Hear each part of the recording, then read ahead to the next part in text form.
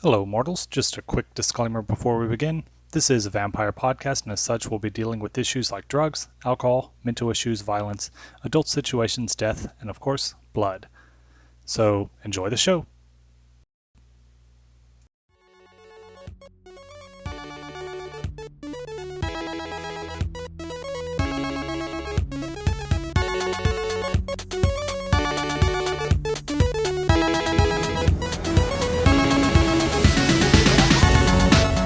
Welcome, mortals, to a spooky edition of Integrated Dice Management Presents Houston After Dark. I am your devilish storyteller for the evening, and with Rob Bjork, and with me tonight, we have the lovable little ghoul, Bill. Hey everybody, it's Bill the Boogeyman over here. I'm assuming I'm going to be playing Jerry, but if I'm not playing Jerry, I'm sure it's going to be some other spooky person on a Halloween night. It should mostly be Jerry, yes. Yeah. I am 6'1", I am a Virgo, I am married, and I have 3 terrible dogs. Sorry, 4 terrible dogs. Y'all? Very nice. And for anyone that needs to hear it, I love you. We also have Frank, the friendly ghost. Hi, I'm Frank, the friendly ghost. Apparently, I am Aries and currently on the market for companionship. You don't have to rip off of me. Do your own thing. Do you have a sign that you would like? That you prefer? Oh, that's actually a good question. All I know is I'm an Aries. Okay. And I feel like that's important to some people.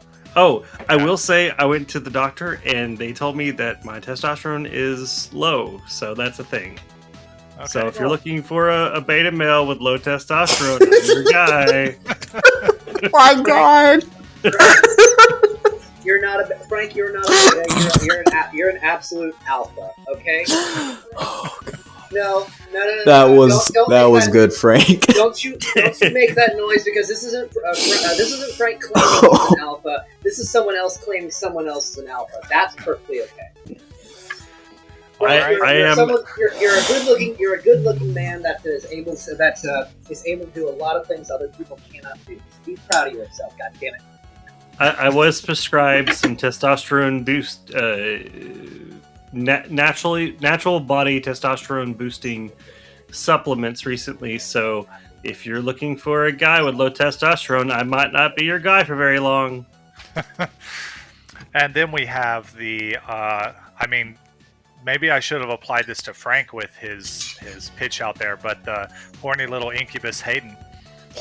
Hey, yep, I'm playing Max tonight. I am not on the market.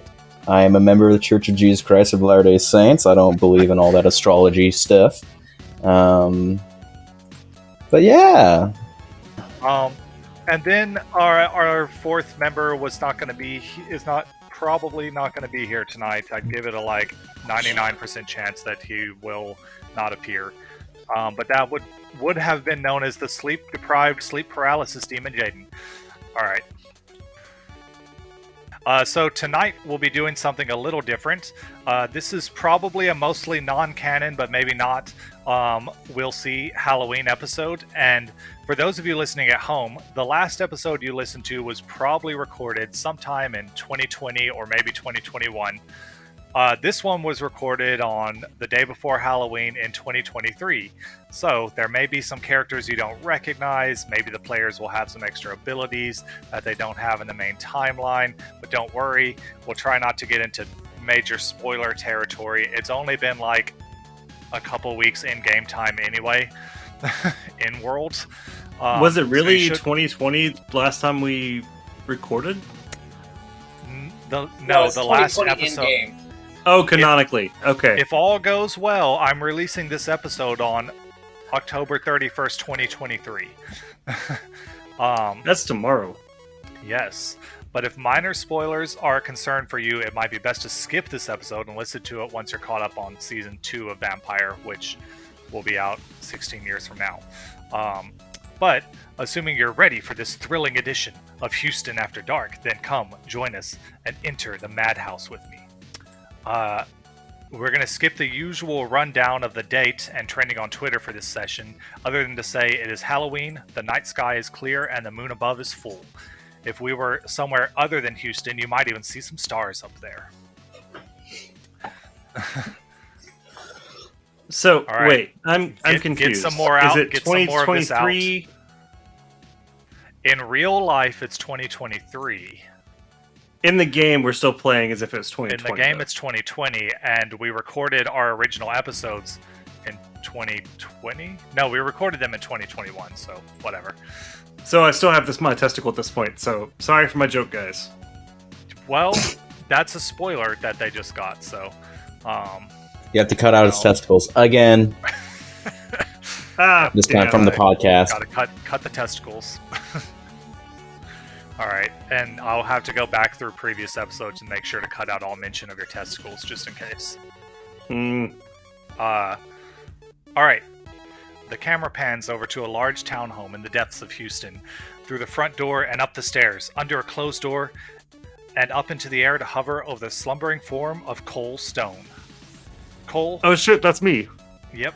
Your slumber has been a peaceful one, and, surprisingly, when you wake, it is not to the sound of strange whispering, nor to the sight of shadows on the wall, nor is it to the sound of some ghost pleading with you. You wake in peace, and, well, it's nice. When you wake up, you find yourself only the usual amount of peckish, but as usual, there's a bottle of wine-infused blood waiting for you at the door. You hear Dina downstairs, presumably cleaning or doing whatever it is she does. People are gonna think I'm an alcoholic. Do you taste the wine? I would probably drink. Is it all nice? Do what? Is it all nice? It's chilled. It's chilled. Is it currently opened? I would say that you're probably provided with the cork has been popped out so that you can easily pour.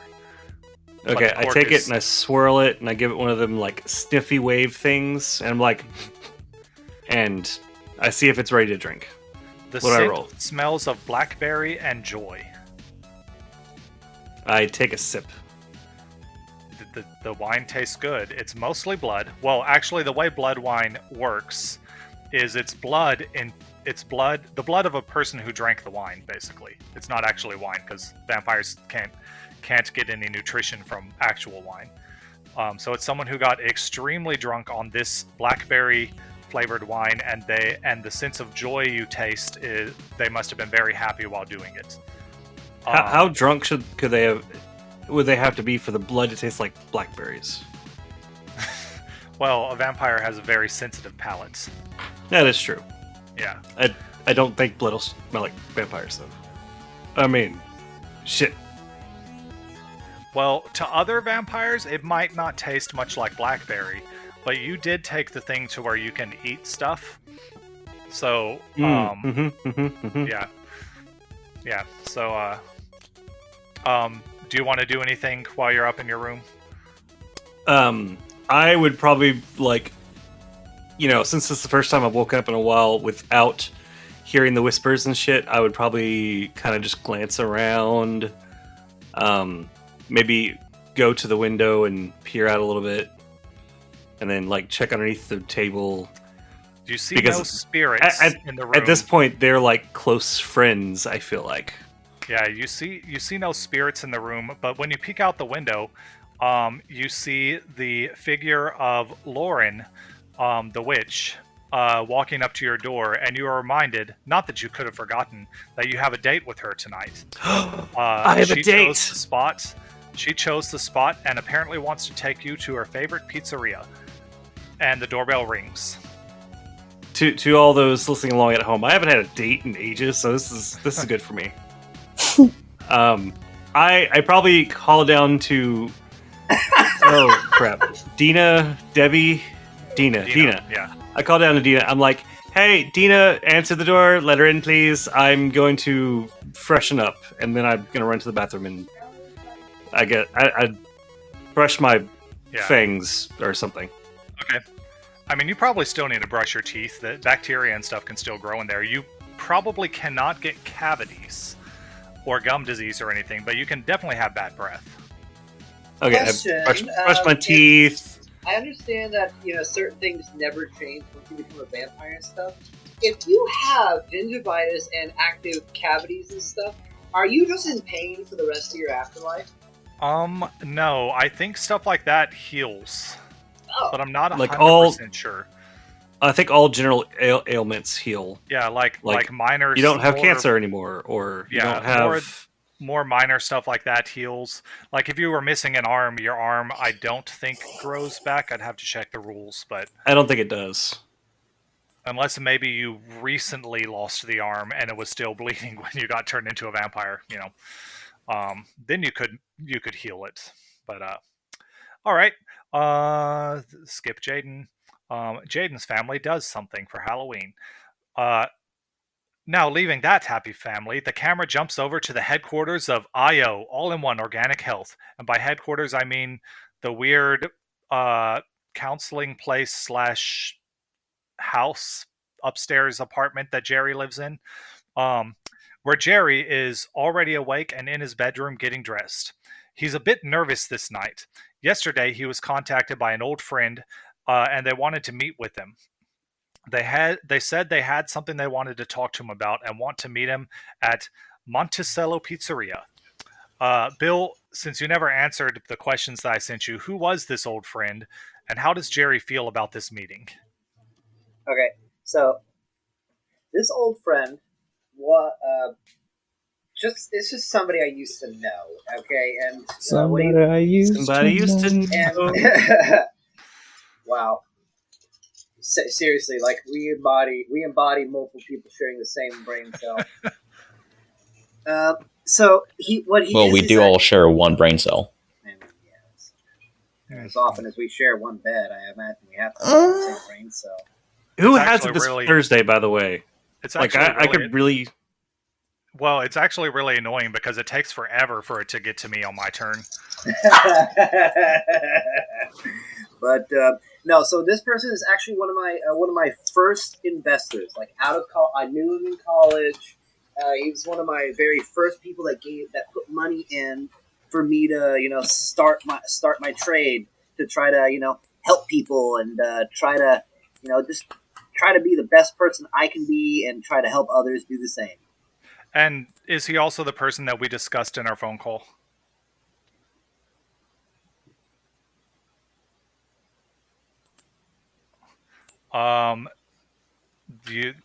So you said that he is the first person that you came out to because he's a childhood friend. Oh yeah, that's right. That's right. He is, and he is he's the very first person that Jerry came out to. Now, did Jerry come out to him because he had feelings for him, or because it was just a friend that he trusted? No, he was just a friend that he trusted. I had never actually given him a name, but I had always pictured that he wasn't that. I just came out to him because I trusted him, but that he doesn't. But that he's not. He's straight. The name that comes to mind is Zach, short for Zachariah. Jeremiah and Zachariah. Oh my god! If we were talking about Jerry's first boyfriend, I would 100% do that. I would 100% be all down for that. Okay, it can just be Zachary. Okay. Zachariah? So biblical. All right. So as Jerry, do you do anything special to prepare for this meetup? Yeah. I'm gonna put on a nice suit and everything. I'm going out into public, meeting a normal everyday person, having a normal everyday conversation. So, Yeah. All right. So Jerry gets ready and he heads out the door. Then the camera zips out the hall and up into the ceiling where Max is just waking up. Unlike everyone else, Max doesn't have a date tonight or an old friend that's contacted him. Jerry's busy Cole's going on a date. Basically, everyone he knows in his own life is busy, and everyone he knew before becoming a vampire thinks he's dead. How does Max feel about that? Did he have anything he wants to do by himself tonight? Max. You can also interact with Jerry before he leaves if you want. No, I think Jerry's earned some alone time for me. I sleep in his damn false ceiling half the time.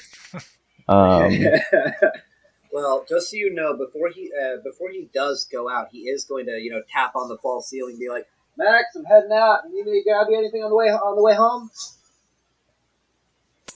I say, just bring home a hot girl, I guess. Just all of a sudden you're going to be like, "I can do hot." Or cold.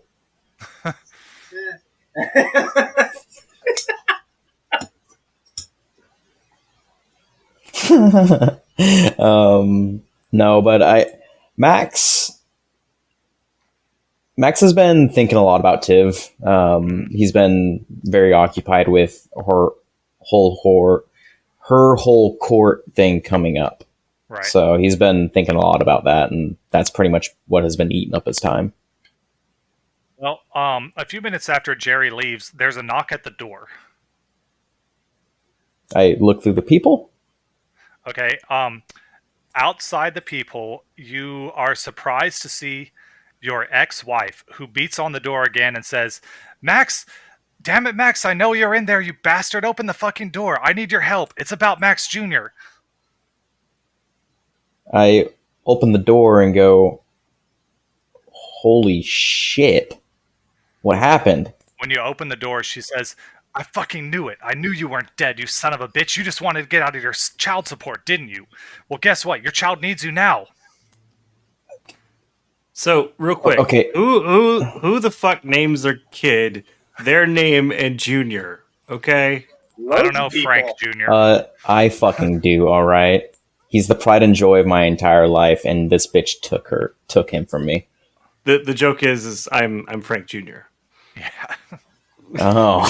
Oh, I didn't know that you were a junior. I didn't know you were a junior. Yeah. It would have been a better joke if we had known that. Yeah, Frank. Sorry, I should have delivered it better. I was the only one who got it. And I go, Doesn't count, what- Ron. You're the brother-in-law. No one ever calls you Frank Jr. They call you Frankie. Frankie. True. Oh my God, your family calls you Frankie? Yep. I'm sorry, I've revealed this. Oh my God, that's so cute. I love it. I'm not even joking. I really do love that. All right. Okay, where was my thing? Okay, so Brenda explains that they were at this carnival downtown having a good time. She stopped to get Max some cotton candy, and when she turned back around, she saw him walking away with a man in dark clothes and bright red hair. She didn't see the guy's face, just saw him from behind. She ran to catch up with him, but they got on the roller coaster, and it took off before she could get to it. When it came back around, both of them were missing. She's already tried to call the cops, but they just ignore her, so she came to you. First of all, Brenda, when the fuck did you get into Houston?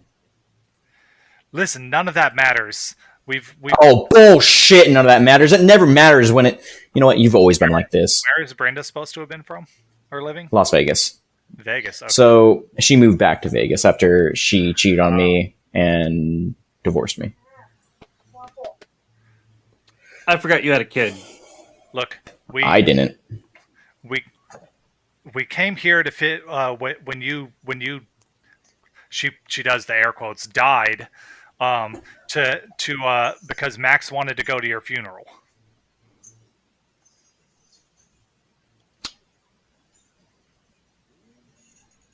Did the guy with red hair look anything like this? And I start describing the damn, didn't that one guy who got turned into a vampire through like that crazy thing, or the sacrifice guy, have red hair?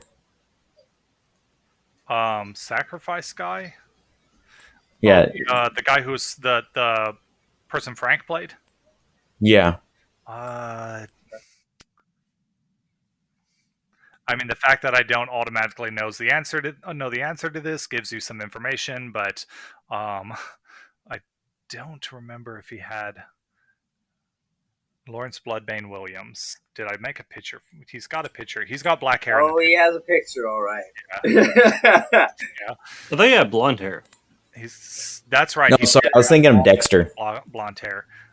Dexter has red hair. Yes. She says it was really bright, like obviously dyed like bright red, and it was sticking out in all directions. He kind of looked, except for the clothes, he kind of looked like a clown or something, like clown hair. Oh my god.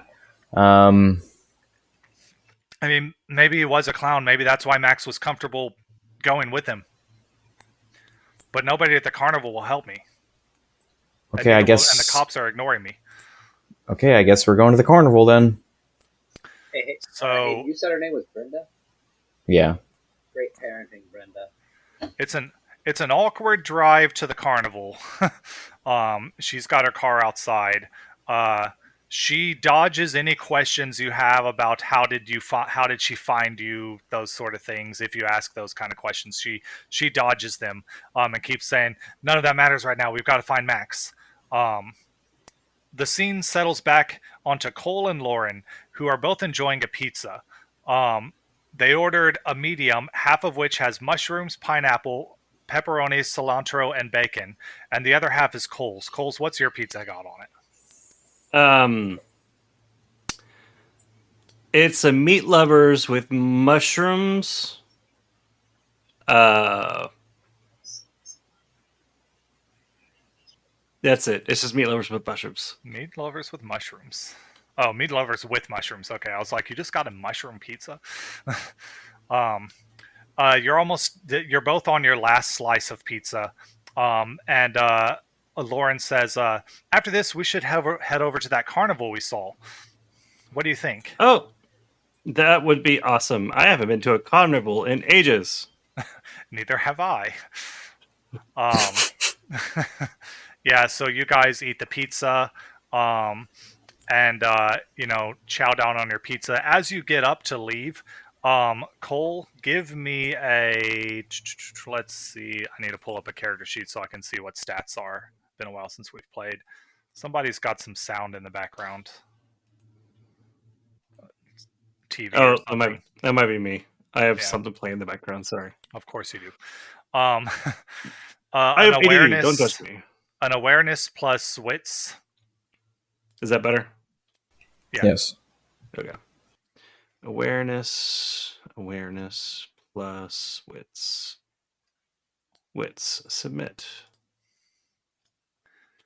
2 successes. That's enough. Yes. And I'm going a little fast just so that we can actually get to the thing, and finish all of this in one night. But as you get up, you spot Jerry sitting at a table with someone on the other side of the restaurant. Do you go over to him or leave him be? I think I'm gonna do the dude nod. Okay. So as your head tilts down in the form of a nod, we flash back to, probably like 10 minutes earlier when Jerry and his friend Zach, not Zachariah, arrive at the Monticello's Pizzeria. Jerry, you're probably overdressed. You probably weren't expecting it to just be a pizza place. It had a fancy name, but he's when you go in, you see your old friend, waiting for you there at the table. Okay. Just for a little context on that one, no, this is exactly what they used to do in college. They would get fully dressed and go to just a pizzeria. Right? Okay, yeah, he's fully dressed in a suit. Yeah. Yeah. Oh yeah, it's just this thing though that it's actually something I used to do back when I was in college, just to kind of throw everyone's night off a little bit. Do you head over to him? Yeah, of course. Yeah. So he he gets up and it's like, Jerry, and gives you a friendly, a friend hug, and it's like, it's been a while since you've seen him. Like, he was definitely an investor, but he hasn't been around. Plus, you being dead and all, probably have tried to avoid people you're more close to. Yeah, after he lets go of me, I'm gonna be like, "Oh, you're not doing the workouts I've been telling you to do. Been spending too much time in helping people spend their money." Well, yeah, that and I've just been really busy. Uh, Actually, one of the reasons I wanted to meet with you, uh, well, uh, Margaret and I, we're getting married. What? Yeah, we You and um Margaret? yeah, you've Now, just just so I'm clear, we're talking about the same Margaret. yes, the same Margaret from back in back in college. We met up again a few months ago, and well, things just one thing led to another, and yeah, we're getting married, and we were well, I was wondering um if you would maybe be um the officiant at our wedding. Zach, Oh, there is nothing in this world I would rather do than to officiate your wedding. I do have one quick follow up though. Okay. Before I agree fully, if I remember correctly, back in college when y'all dated, she was not nice. She was not nice to you. Um, and just as your friend, I kind of have to be concerned. Is she treating you right? Well, She yeah, was really she's mean, dude. I mean, She made you cry a bunch of times. And by the way, Jerry says that fully out loud, right in the middle of the people. yeah. Damn. And at this call him out. Yeah, and in the corner you hear this guy go, "Damn," and turn around and start watching. Yeah, and at this point, you also catch the nod from Frank over the guy's shoulder, like from across or from Cole from across the restaurant, um, and he starts stammering. It's like, well, yeah, she can be a bit of a handful sometimes, but well, with the baby on the way and everything, like we just thought we needed to hurry up and get married, and I mean, Okay. Okay. Pardon me. I'm sorry. I'm not gonna talk. I'm not gonna talk to you like you're one of the guys that come to group. Okay. If I remember correctly, in college,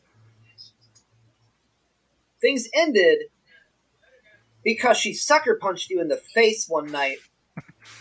Because what was it? You had to stay for work and couldn't make it to y'all's date. You were 20 minutes late for a date. well, Yeah. yeah, but Margaret. I kind of deserved it. And then we switch scenes over to Max and Brenda arriving at the carnival. And Brenda shows you the where she bought the cotton candy, and then points over to the uh, the roller coaster. So the carnival, it's got all the usual stuff: games, food, Ferris wheel. Weirdly, it has a decent sized roller coaster. There are a lot of clowns wandering around. You spot one woman who looks kind of like Harley Quinn. She's in a harlequin costume. Um, there's something called a fun house. Uh, One of those test your strength hammer things, and various other stuff. Is that a fun house with quotation marks? It just says fun house in big letters. Is it spelled fun with a PH? No, FUN.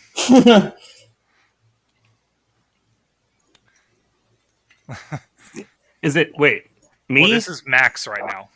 I'm Okay. talking Max right now. Oh, this is Max? Okay. Yeah. She shows you where. I mean, that was a general carnival description, but she shows you, like, I bought the cotton candy over here, there's the roller coaster, and when it came back around, they weren't on it. But it never stopped moving. So they must have, like, bailed out at a slow section or something. Anyways, what direction did you see them going? They got on the roller coaster, and that was the last I saw them. When the roller coaster circled back around, they weren't there anymore.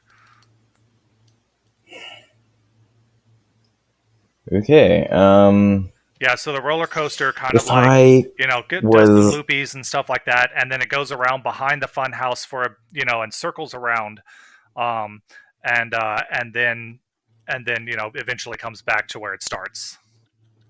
So there's like probably 2 or 3 areas where, like, from where she would have been standing waiting for it to come back, there's a few areas that she wouldn't have been able to see from that vantage point. okay, if I was kidnapping clown, is there a house of mirrors? I guess it's the fun house. Yeah, it might be the fun house. I guess that's where something like that would be. Yeah. I don't like the sound of the word fun house either, since our kid's been kidnapped. Okay. Anyways, I'm gonna go check out the fun house. All right. What As you're walking, isn't? You said there was a cop here that wasn't paying attention to you. well, no, I called the police and they just dismissed everything I said. Great. Okay. As you're walking by, like, you head towards the fun house, and the Harlequin lady's outside. She's like doing flips and juggling and fun stuff, and she's got a crowd of kids around her. Um, and every now and then she'll um, like toss a little coin thingy to some of the kids, and say, "Go inside the wagon to collect your prize," and they run in, um, and then and she's like near the fun house. Okay. Damn, who was I thinking of? I was thinking about. I don't see his name. Who are you- My grandsire. that would be under vampires. He was Oh, there he is, Mikhail. Mikhail, yeah. Yeah. I guess I pull out my phone real quick and give Mikhail a call while I'm like looking around and trying to look for red-haired or my son. After a few rings, he answers the phone. At the same time that he answers, you notice, like, painted on the side of the funhouse is the picture of, like, a laughing clown with bright red hair. Now, he's not dressed in dark clothes. He's dressed in normal clown clothes. Yeah. But he has bright red hair that sticks out in all directions. Yeah, and I get Brenda's attention and I go, Brenda, was that the hair? And as you're saying that, Michael's like, hello? And Brenda's like, that definitely looks like the hair. And I say, hey, Grandpa, can you meet me down at the carnival? What carnival? I give him the address. Yeah. I don't really feel like going to a carnival.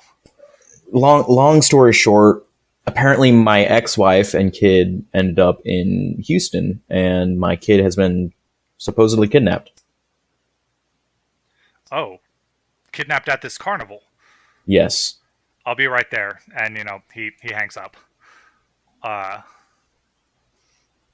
We'll switch over to Cole and Lauren, who are walking down the street towards this carnival. You hear the, like, carnival music playing in the distance, and it's lit up. You see the roller coaster going around, in the loops and stuff. And Lauren's like, she's like, it's been a long time since I've done anything like this. Most of my Halloweens are spent, praying to the moon or something. Well, I'm sorry you've missed this, but I mean, It is Halloween. The spooky things can happen. She laughs and it's like, well, hopefully not too spooky. I mean, I may be a witch, but I was never into scary movies or anything like that. Believe it or not, I haven't always been a vampire. And so I've never been a big fan of spooky either. But tis the season. She's like, says the guy who sees dead people. Hey, it's only most days. Now I need to do a roll. And Frank, let me look at one of your powers. Coal, stone. It would be under this. Okay, that's what it's called. Let me look it up.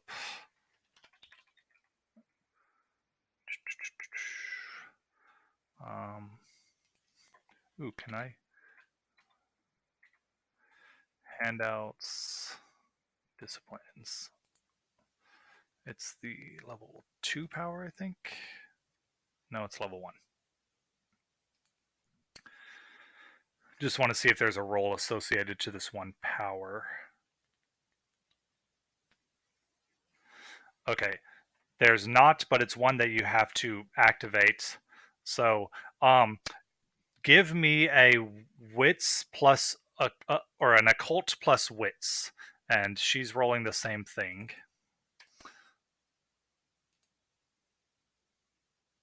Whenever I find the character sheet, there it is. And then, where is occult? There it is. Occult plus wits.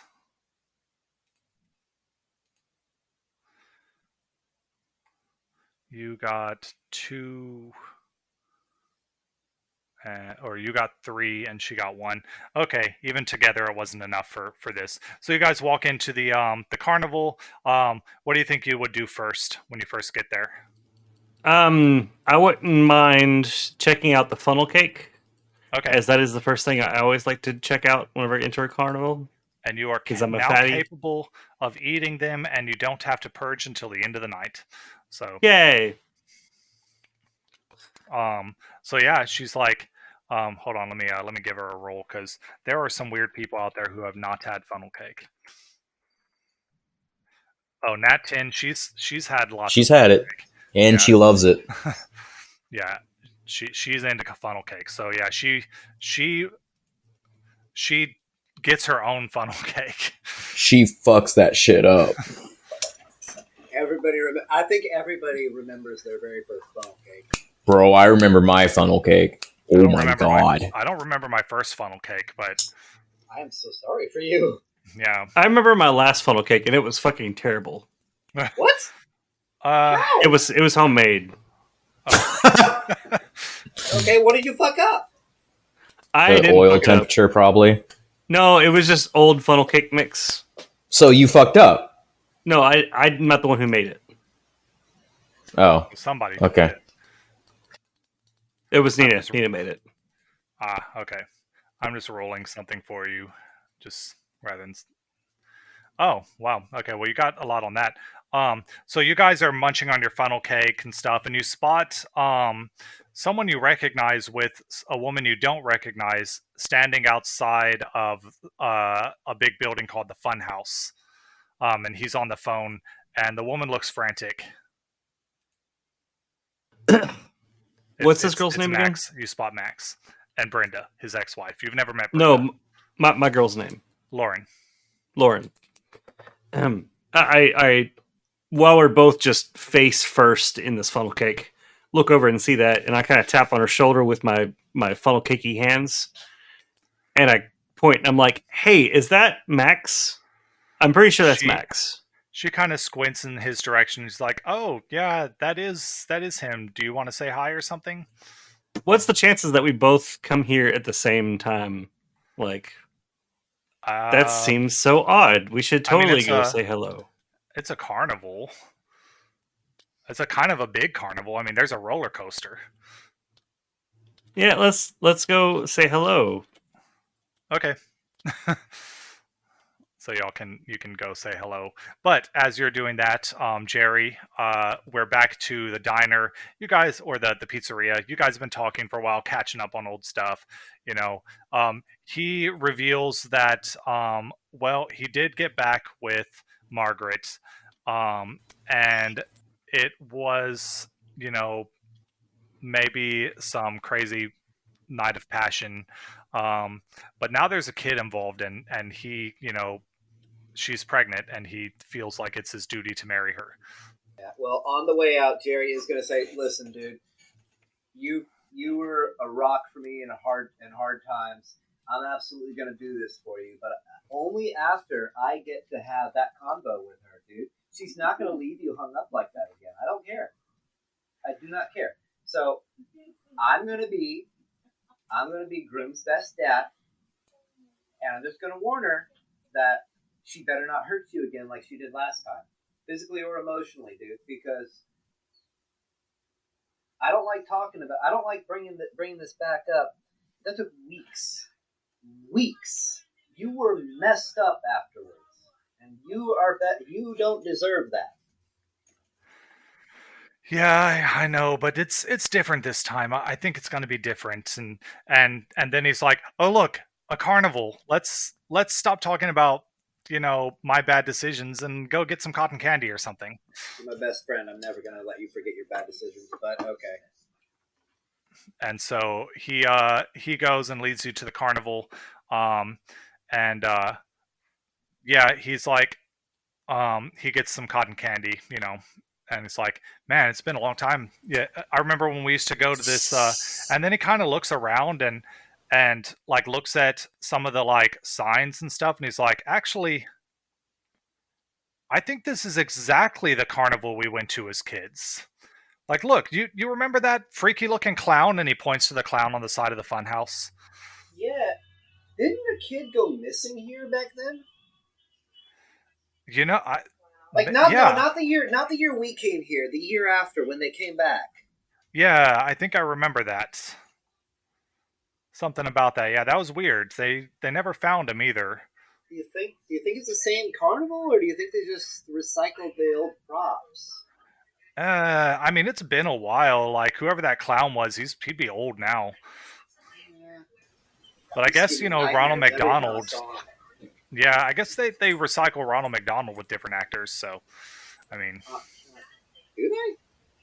I have no idea, but he showed up at in real life elementary school, and I have trouble believing it was the real Ronald McDonald. There's a real Ronald McDonald? I have no idea. There was an original Ronald McDonald. The Ronald McDonald that showed up to my elementary was the first magician I'd ever seen, and I was, this was like third grade or something. I could not believe what I was seeing. Since when could he do magic? This Ronald McDonald could do magic. Frank, I don't know if you know this, but clowns are all collectively from hell, and they can cast the worst, most evil kind of magic that there is. Well, he put his like stick wand thing into a TV. And then like made it reappear in his hand, and then made it reappear in his hands later. It wasn't, as an adult, it wouldn't have been an impressive trick, but as a, however old you are in third grade, I was very impressed by the things he was doing. But Jerry's going to turn back to Zach and be like, that face that we're looking at right now, that's what gave me nightmares when we were kids. Yeah, especially, I mean, after we like heard what happened and stuff, I did have weird dreams for a while, but and you hear like the shouting of a frantic woman, and she says, "Max, that's definitely the crazy hair. Let's go inside. He's got to be in there." There's no chance. I'm gonna turn to the direction of the voice. I just like entirely not thinking like there's no fucking way. Yeah, you peek around the side of the building. You see Max with a woman that you've never seen before, and in the background, you see Cole and Lauren approaching. Hey, Zach. With their faces face deep in funnel cake. And Jerry is gonna sit there silently and be like, it would be bad of me to say this directly to them, but God, all that bread and sugar. Oh, terrible.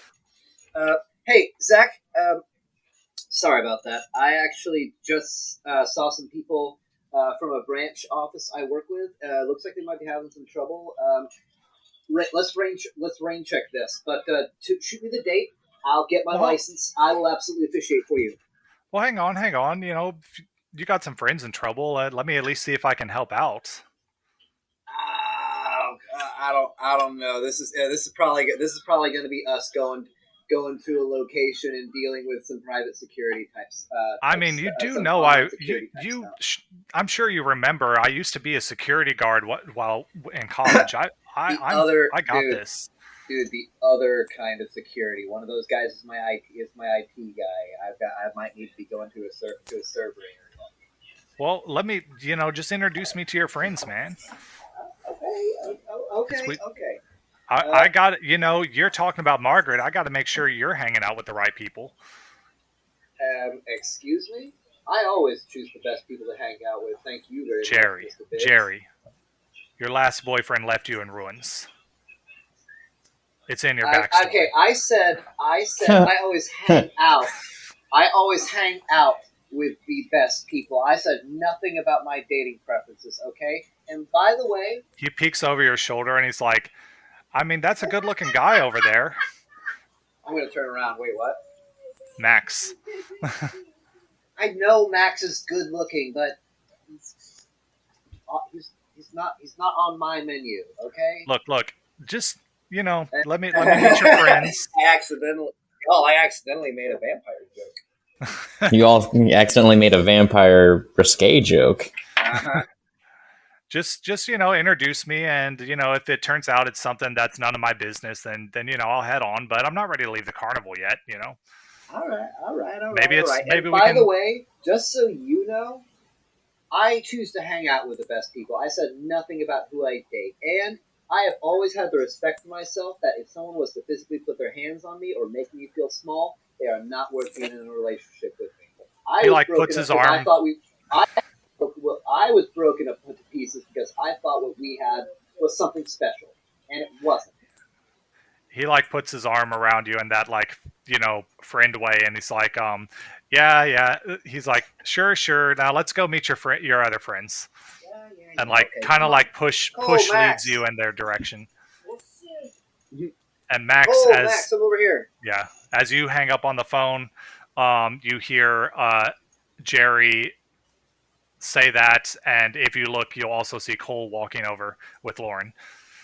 I look at him and go, there's that slight, oh God, this is all happening. And I look at my wife, my ex-wife, and I go, Brenda, some of my friends are walking up. I guess it's a party now. And I guess in that moment, Max is freaking out, and I guess he will do the Eyes of the Beast. Okay. Well, good thing she turns around to look at your friend Jerry who's approaching, and her eyes widen for a second, and she's like, wait a minute, I know this guy.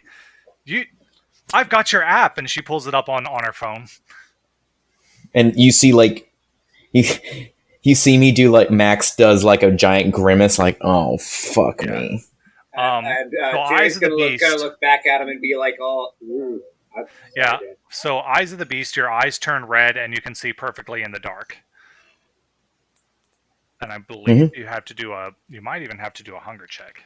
No, it's a free. Okay. No rules are required to activate this Eyes of the Beast. While active, the user ignores any sight penalties imposed by darkness, including supernatural. Yeah, that doesn't really reveal anything special to you, but I think what I'm going to need is for both, because you did that, and then also this is going to be a roll for Lauren. I don't think it would trigger for Cole on this, but do an occult plus wits roll. Or no, for you, awareness plus wits. Awareness plus wits. Holy crap. Okay.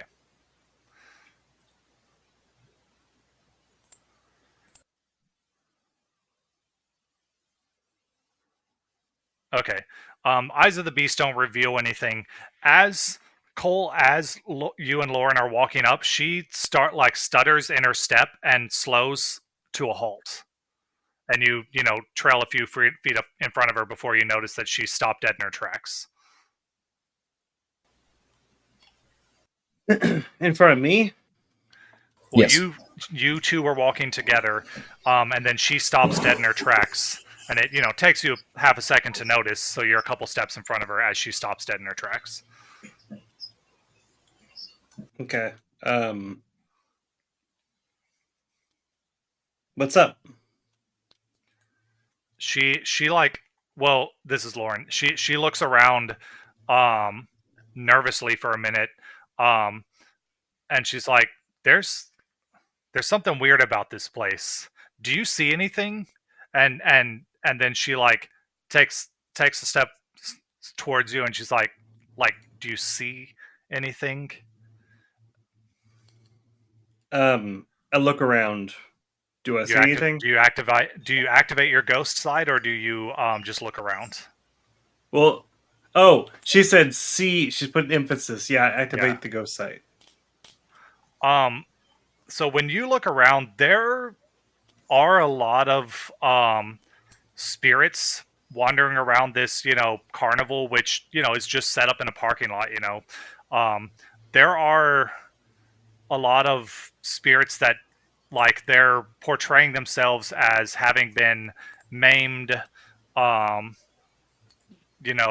severely damaged. Ghosts portray themselves in certain ways, and that these things have been brutally murdered. Basically, there's several of them just milling around aimlessly throughout the carnival. Are you talking about the ghosts from 13 Ghosts? Kind of messed up? I don't think I've seen that. Everybody Google it now. What's up? 13 Ghosts?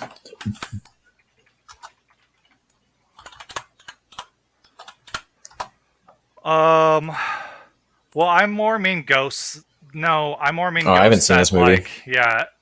have stab wounds and obvious been chopped up type stuff.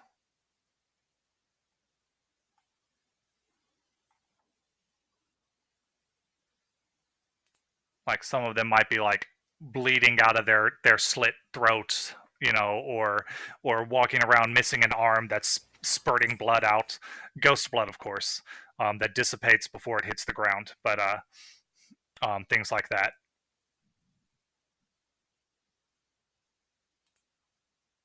A lot of ghosts that look like they've been murdered. Okay. Yeah, I there's definitely something going on here. There's a lot of. Have you seen the 13th Ghost movie?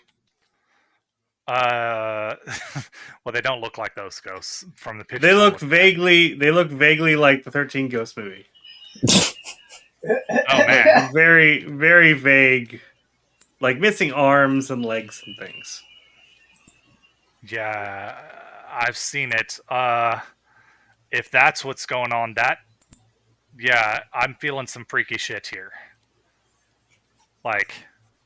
Something bad's here. But I don't think it's ghosts. I've been around ghosts before, and they don't feel this way. And she kind of she got a crit, so she kind of focuses a little more, and she's like, yeah, I can feel the spirits. But no, there's something else here. Something more powerful. Maybe we should leave. At this point, Jerry is now conversing with Max. She says, "Should we warn your friends?" That's not a bad idea. Jerry, what do you say to Max when you get to him? Or Max, what do you say to Jerry? Jerry, keep in mind that Max's eyes are currently red because he activated his Eyes of the Beast power.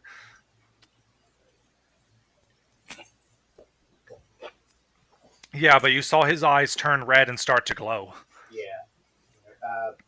So I'm gonna say, hey, this is an old friend of mine.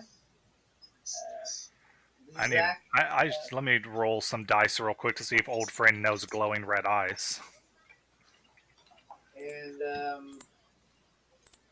at that point, real fast, I'm gonna give a look to them like, what the fuck is going on? Every time we're together, it's something related to us. His is When 6. something happens, why is it always you three? Trust me, I want to know the same. You feel like you have main character energy, but I have something to tell you. He doesn't notice with. I think that's only one success. So. He doesn't notice the glowing eyes at the moment, anyway. The Jerry's friend. All right. I go.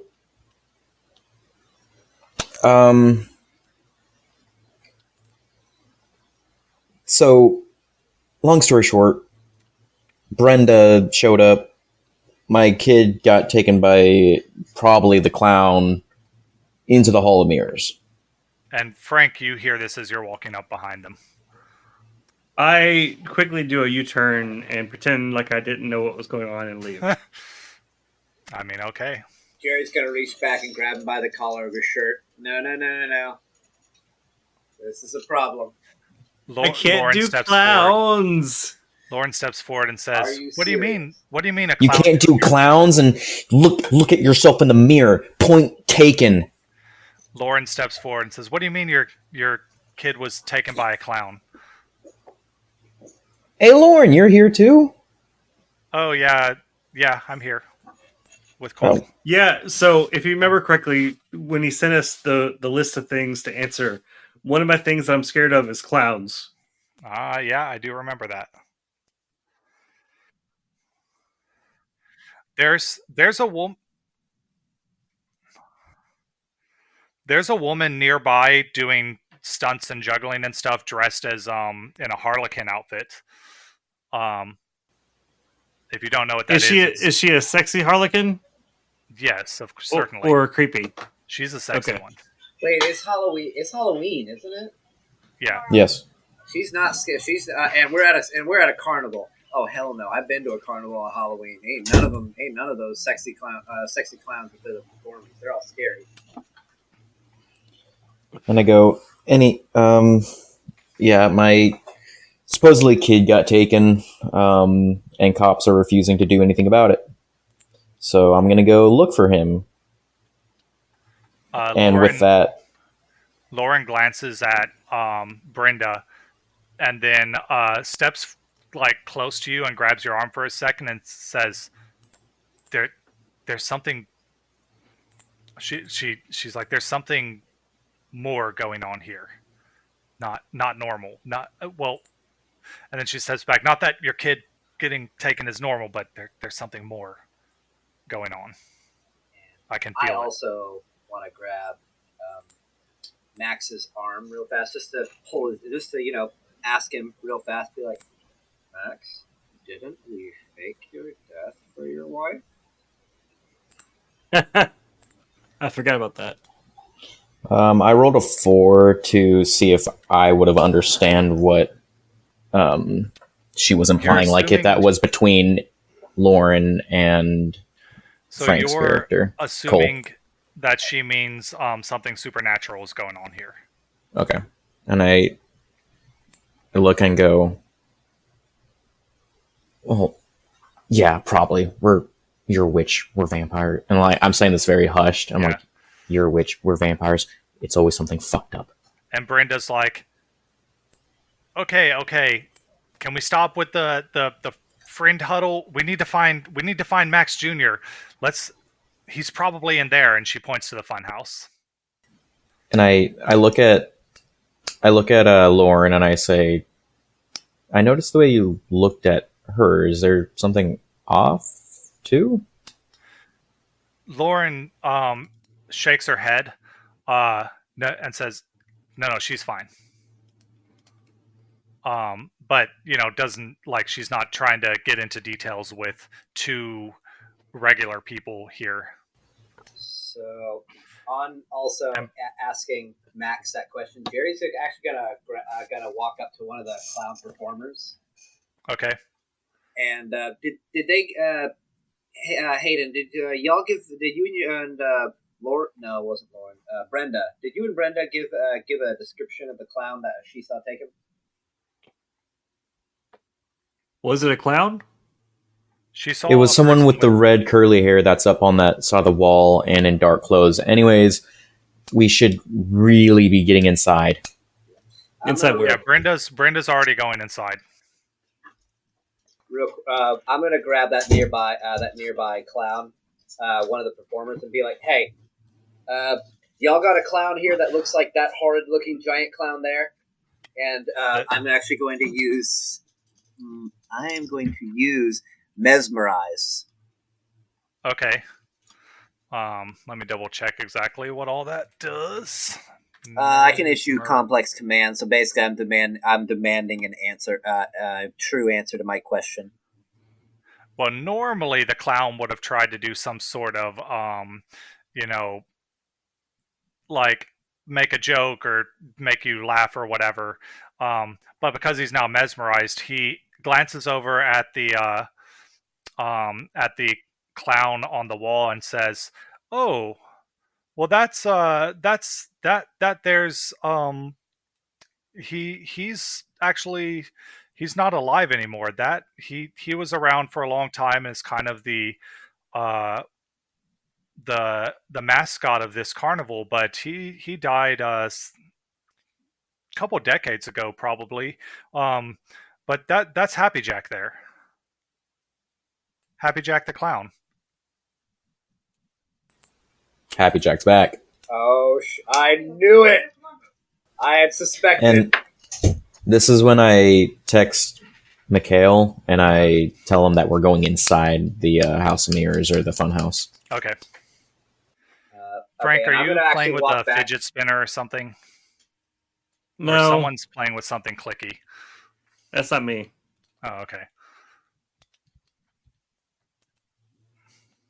I just blame strange noises on Frank.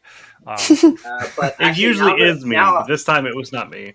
Now I'm going to actually walk back up to the group after letting the clown go, be like, have a great night. And I'm going to walk up back to everyone else and just say, hey, the employees say that the only guy that's ever dressed like that was the old owner, but he's been dead for like a decade. And I turn around and say, well, from what I understood between Lauren and Cole, that's probably what's going on.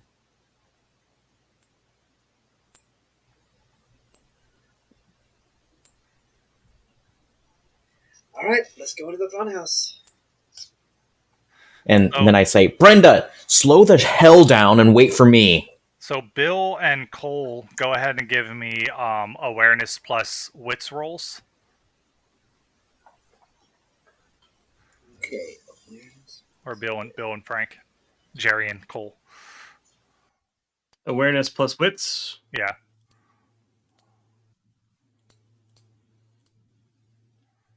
That's a 4. And a 2. I'll say Cole, Jerry, you probably don't notice this. You're focused on Max chasing after Brenda. Max is focused on chasing after Brenda. But you kind of notice the Harlequin girl has like a crowd of children around her watching her performance. And periodically she gives them like a coin and tells them to go into the wagon to get their prize. And with 4 successes, roll willpower. So under willpower, click the one that says willpower, not WP reroll. Willpower. It's in the same plus bar none? as plus 9. Yeah, no. One success. You notice that, but then your focus shifts to chasing after Max and Jerry. I do what now? You notice but then your focus shifts to chasing after Max and Jerry, and it kind of slips your mind, and you run inside after them. So inside the funhouse, we find it's a large thing. It's got well, Max, the first thing you notice is you see Brenda heading into a door that says ball pit. Um, and that's where she's running to first. There's also there's an arcade area. There's like an area where you like have those water guns that you shoot into the thing to fill up the balloons. There is a concession stand with food and like an attendant and stuff, and Brenda has gone into the ball pit, and there's a House of Mirrors room as well. A door Brenda that likes says some the dolls. House of Mirror. She's looking for her kid, Kids like ball pits. And I go up to the attendant and I say, Have you seen a little boy that looks like this lady over here? About this tall, blonde hair, blue eyes. So this attendant, he's like this teenager with like pimples all over his face, and he's got like his mouth is kind of hanging open, and he like glances at you and is like, "Dude, do you know how many little boys I see in here all day? It's a carnival." No way, bruh. I'm gonna try to persuade him to be more honest with me. Okay. And I'm like, please, man, really, I can't find my son. And well, since I'm whatever my charisma modifier is, I get a +2 or 1, right? Yes, Due to because you're handsome. Handsomeness. Yeah. What is that, a +1? It should say on your over here. I'm trying to find it. Where is it? I'm trying to find it too. Oh, it's here. So you've got beautiful. Let me just double check. Beautiful.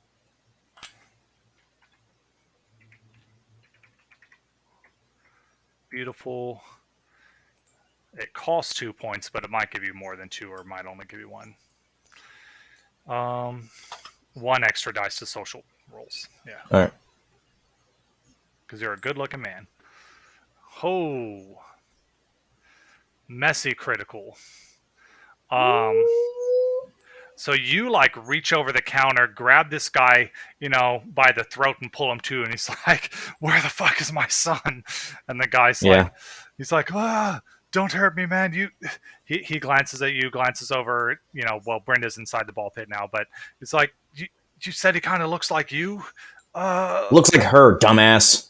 Wouldn't he look like you too? Well, he looks pretty much like his mom. He favors looking more on the mature okay. side. He's like, I haven't seen him, but I know that that Tasha outside, she's always got kids around her that they're always going for the prizes in the wagon. Really wrong. Any type of clown with giant curly hair walking around in dark suits? Clown in a dark suit? No clowns in dark suits. They all wear those stupid, normal clown costumes.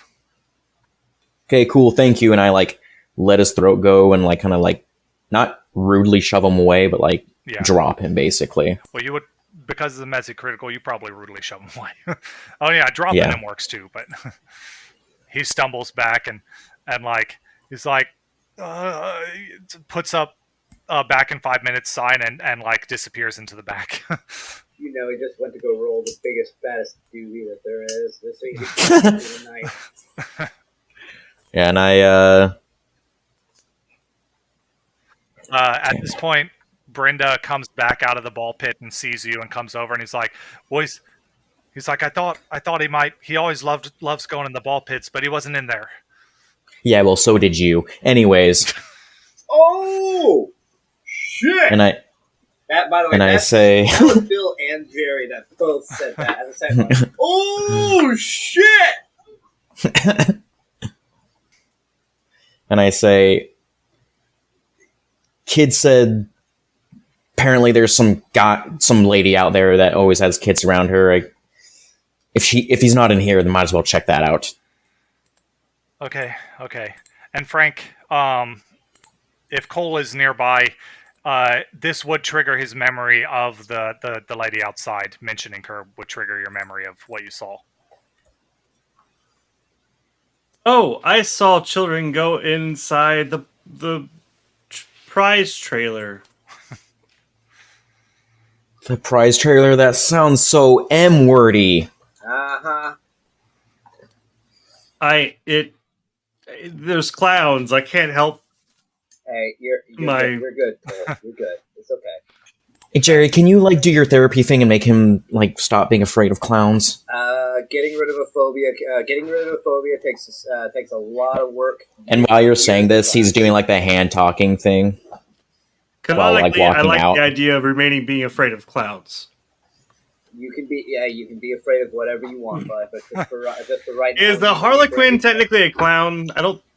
Technically, it's not a clown. They're kind of like a jester, I guess. Yeah, either way, they're for shits and giggles, their whole profession is be a clown. Do what clown do. Make it Yeah.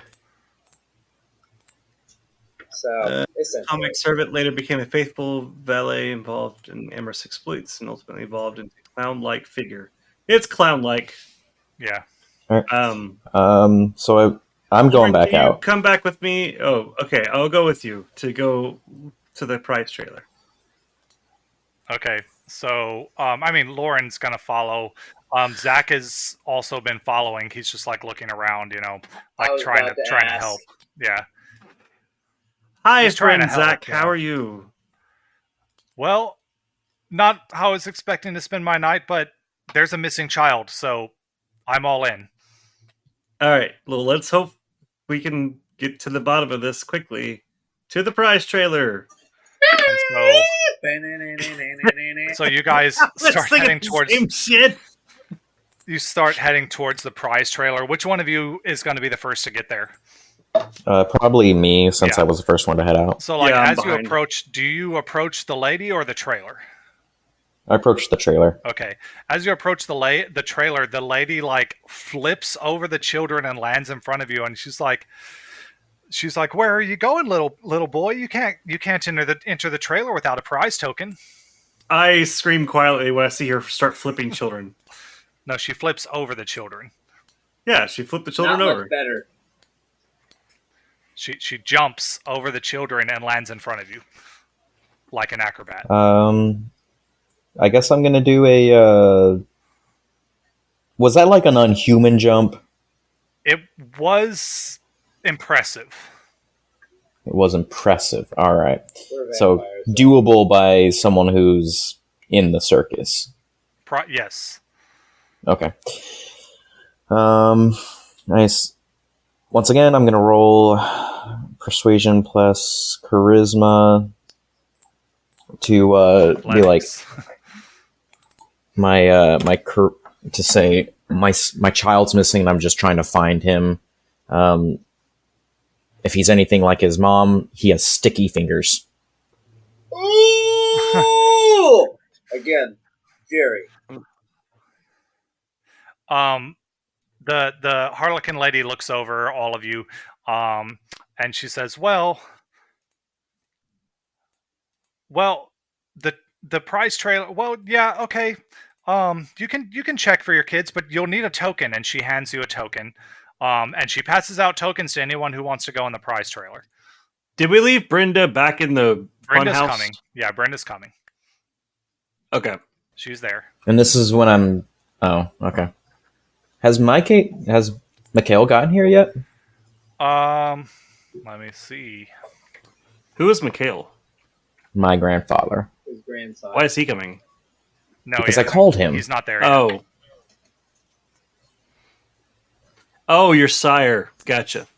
Not my sire, my grandsire. Grandsire, yeah. He's not there yet, no. Okay.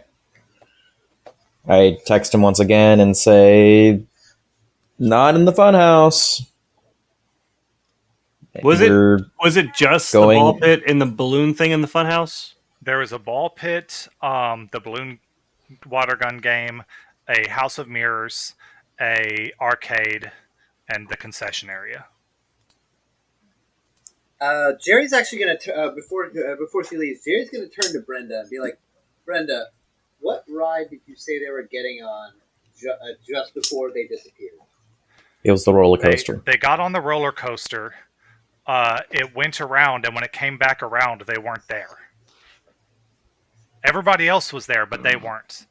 Can I look at the roller coaster and see if I think I could see where they would get off at? Give me an investigation plus intelligence roll.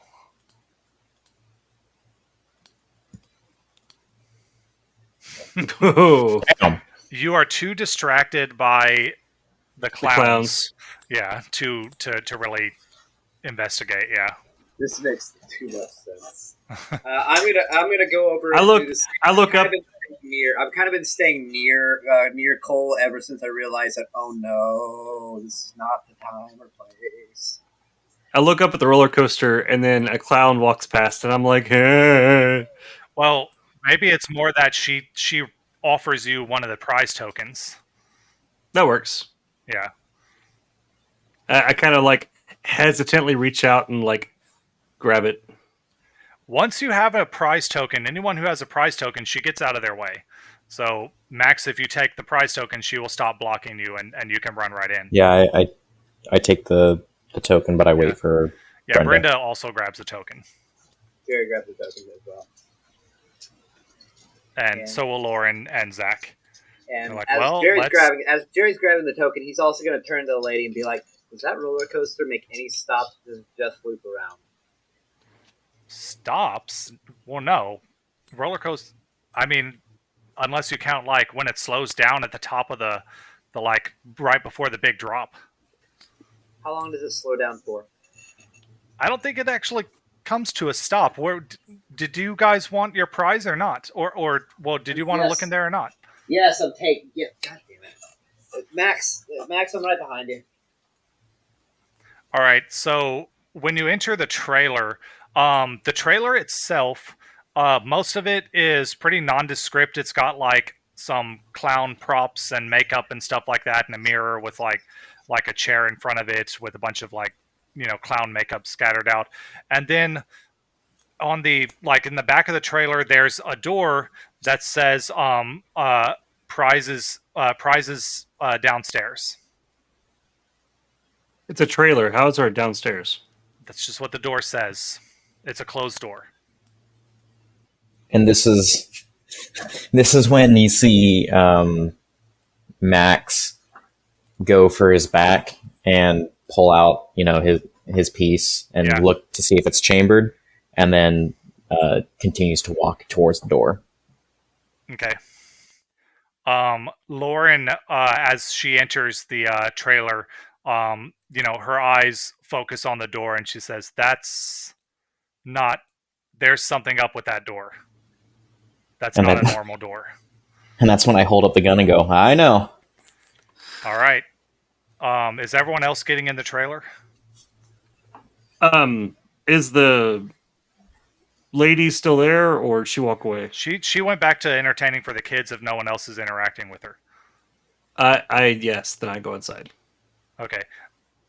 And Zach sees the gun and is like, whoa, hey, man, look, we don't know what's going on here. You should probably put that thing away.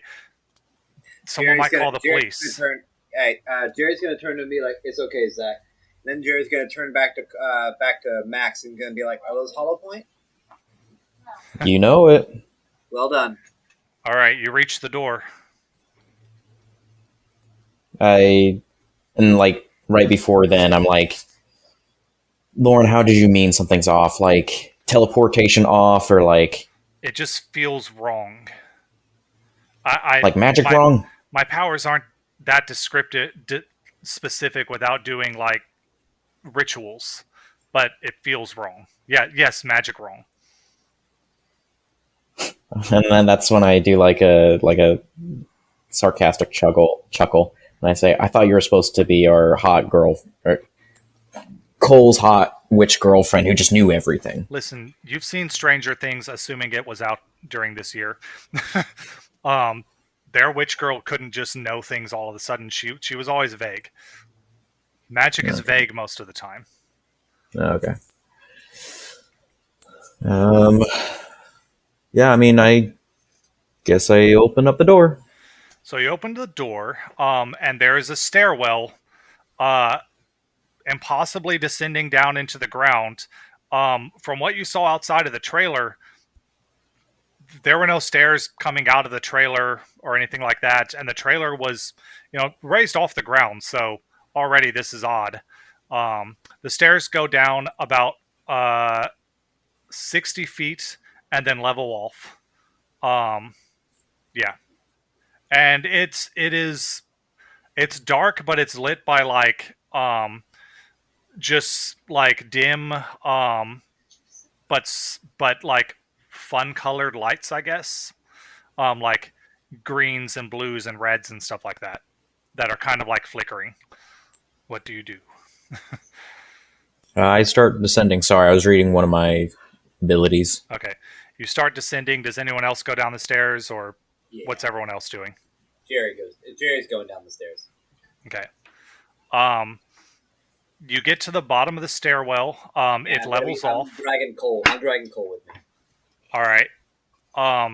Cole, do you resist or anything, or resist? Probably not. Okay.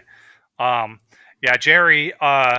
You go down a few steps. You're dragging Cole. You hear whoever's behind. Cole take a few steps and then stop, and kind of gasp. Me? Both of you hear that. Max is probably too far down. He's in a hurry, and Brenda's right behind you. So, Okay. but Bill and Cole, you would hear whoever was behind you take a few steps, stop, and gasp. Hey, I would probably peek around the corner or whatever. So when you peek, you're peeking back to who's behind you, or down the corner, like downstairs, to see if I can figure out where who, what, gasp, why. Okay. The gasp. So you turn around and you see Lauren facing away from you, looking back up the stairs. And it's never ending going back up. Yes. Oh, that's not good. And Zach is there, and he's like, what? And turns around and then like stumbles, back in fear. Stumbles, falls into Lauren. Lauren falls into Cole. Cole, you can roll to try and catch them both. All right. Guess athletics plus dexterity or strength, whichever one's better for you.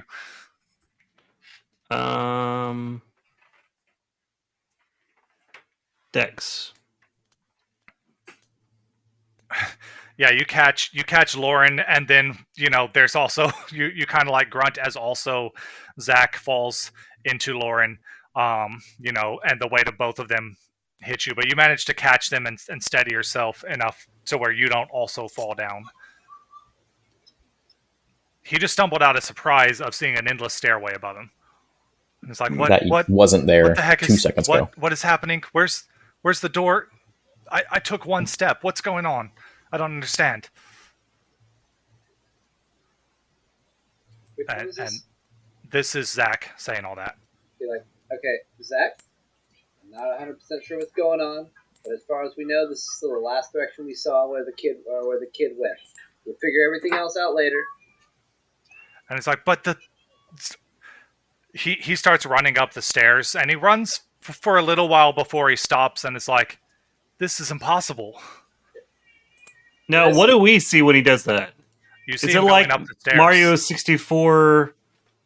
Like, no, you look up the stairs, run.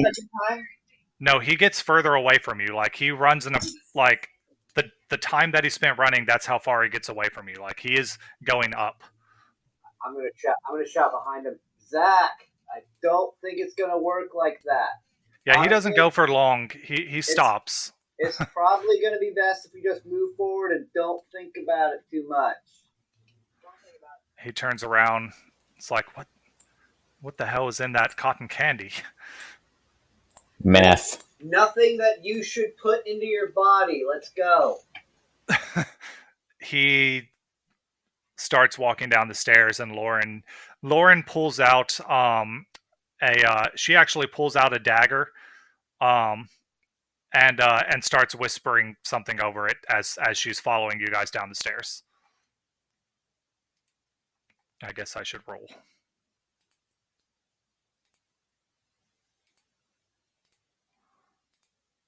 Okay. All right, so Max and Brenda, you guys get to the bottom of the stairs, and the stairway levels out into a hallway that travels a short distance, ending in a large set of brass double doors with the words Tasha's Madhouse expertly engraved across the door. Bill, is your wife doing weird shit again? When is she not doing weird shit? To be fair, she stays in a realm of doing weird shit. I'll say, to be fair, I kept the name because it's funny, but this was a D&D thing, so I mean, Tasha's, this was a converted D&D dungeon. Has nothing to do with the fact that my wife's name's Tasha. I got it. I mean, you don't know what she gets up to when you're at work. I mean, that is true. Hey, babe. And so I read that out, and I say, "Hey, Lauren, do you know anything about Tasha?"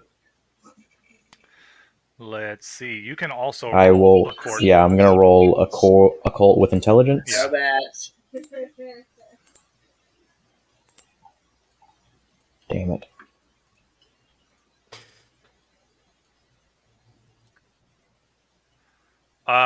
No, neither one of you rolled high enough. I'll say that even with your 2 successes, you've heard another name, and you think about it, and you do recall. Well, Max is from Houston, right? No, Max is from Vegas. Oh, they're both from Vegas. Never mind then. You wouldn't recall ancient Houston folklore, so yeah. But yeah, with 3 successes, she's like, nothing by that name specifically. I mean, considering we're in a weird magical place, I mean, there's lots of fae, demonic, different things that steal children. There's all sorts of legends, but this one I don't know specifically.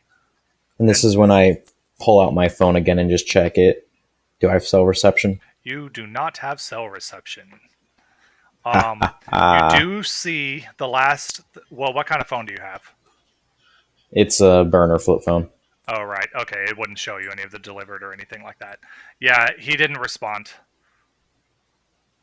Okay. But yeah, no reception.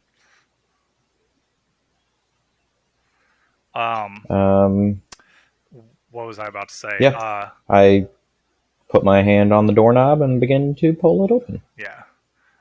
You open the door. Let me get to the description. I'm on the fly changing these descriptions to match modern times. So, like I read through this, but I started typing it out. I'm like, I don't know what direction they're gonna go. I mean, yes, I'm railroading you, but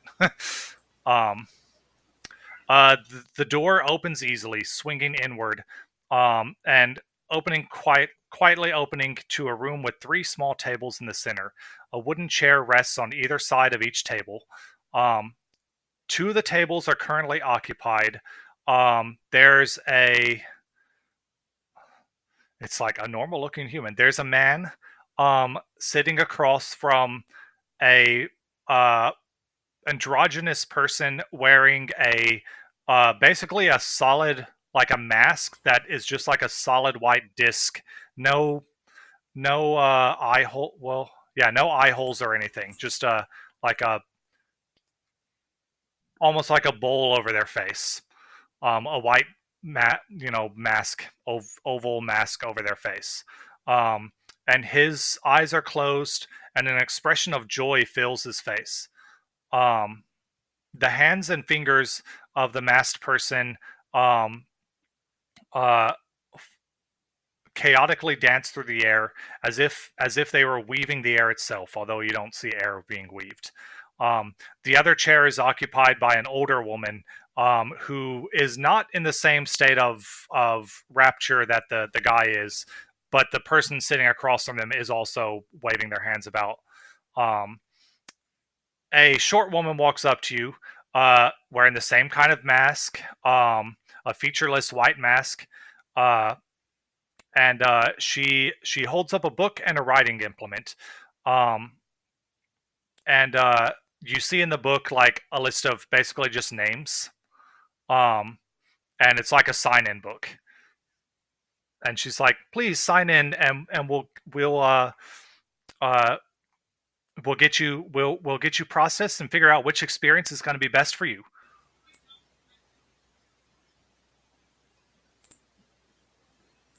I'm gonna try once again for persuasion and charisma. Okay.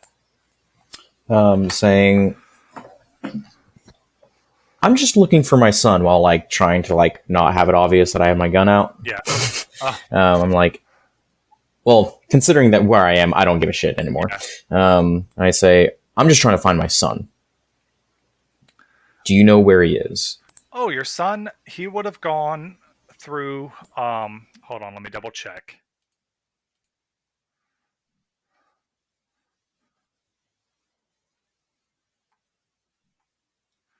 All the kids go through the door on the left over there, and she points to that. There's basically a door on the left side of the room and a door on the right side of the room. And she's like, but all the doors lead to the same place eventually. It's just the experience along the way. And if they were led by some weird, crazy clown person? Weird, crazy clown person. Well, no, your son definitely came through here. He went through that door. But we've got to see if you can go through that door, if you need to go through the other door. What's this book and what does it do? Oh, this is just a sign-in sheet so we know who goes through here. And you do see your son's name. If you like look. Yeah, I'm looking through it. Yeah, he's like a page back. And it's just his name. And then like in her handwriting, it's like the time that he entered, and I don't have the time, like an hour ago. Yeah. And says door it says door A. What is this place? This is Tasha's Kiss. It's a wonderful place. Your son's having an amazing time. What are you doing to children? Yeah, well, he's enjoying the wonders of Tasha's kid. Like, yeah, it's a weird name. I get it. She doesn't kiss them. Tasha's the girl outside. I don't. But it's just a fun like. Okay, fun... Jerry's gonna get right up in front of her and use mesmerize again. Okay, gonna need you to roll this time. So, you will roll manipulation plus your points and dominate. So that would be, or did you have the mesmerize roll prepped? Oh no, that's Maxwell. Oh no, I've got mesmerize prepped. Oh, okay. And you also need to do a rouse check to see if it makes you hungry. Yeah, I should have had you do that last time, but sorry about that. Well, that's your rouse. Okay, so mesmerize should be manipulation plus the however many points in dominate you have. Oh, that's weird. But I may have set up the roll for you, Jerry. It would be under dominate. Yeah, if you click the second dice next to where it says manipulation and discipline, it'd be the one to the right of that. Oh, that'll okay. roll it for you. Yeah, I rolled that dice way wrong the first time then. Well, the first one just did a rouse check for you. I don't know why they put that on there because there's another place on the sheet where you can do that. Okay, and then she has to roll to resist. Probably not going to be difficult to beat that. For everyone at home, Well, what do I you rolled s- one successful dice. What do you say as part of this? When did you see him come through, and you're going to let us in that door?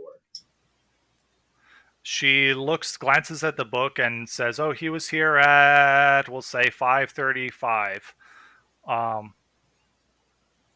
And yeah, well, look, if you don't want to, like, I've got to see which door you can go through. Like, there's a process here. Like, it's my job.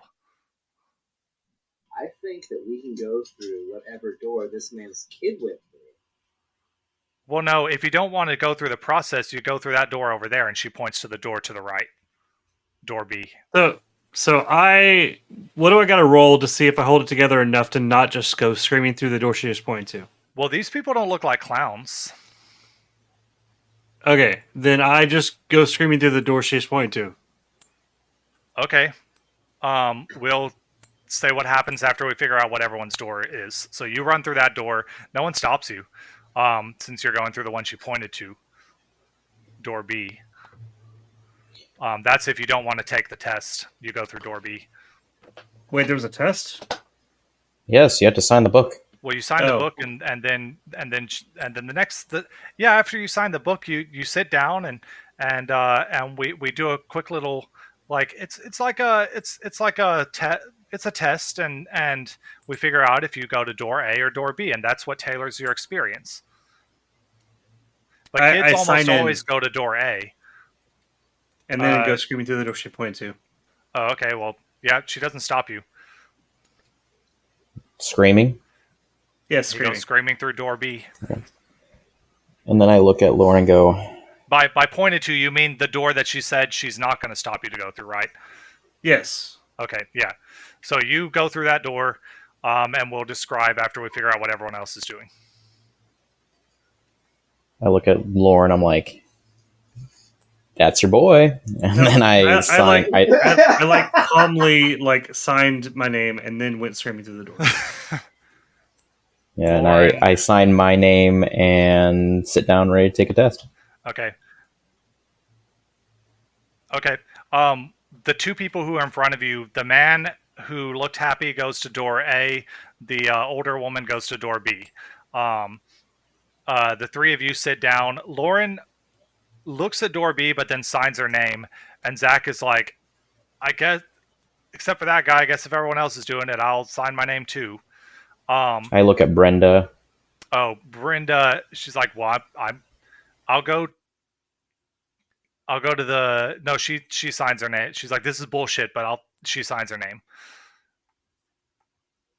And then, yeah, so you, Max, and, or Max, Jerry, and I guess Lauren were the first three to sign, or after Frank, after Cole. So, I'm going to do, so each of you will need to roll, just roll willpower. Where is willpower? So willpower, it's it's a skill. Yeah, it's the green ones next to where health is. Oh, I was way off from there. Any modifiers? No modifiers.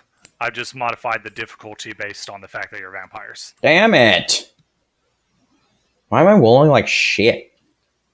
Let me go ahead and roll for Zach as well. Why is Lauren rolling so good all the time? Well, that was actually Zach. So Zach rolled really good. Lauren only got 2 successes. All three of you got base. Okay. The three of you, by that I mean Lauren and then Jerry and Max. You guys, let me find the description for this one.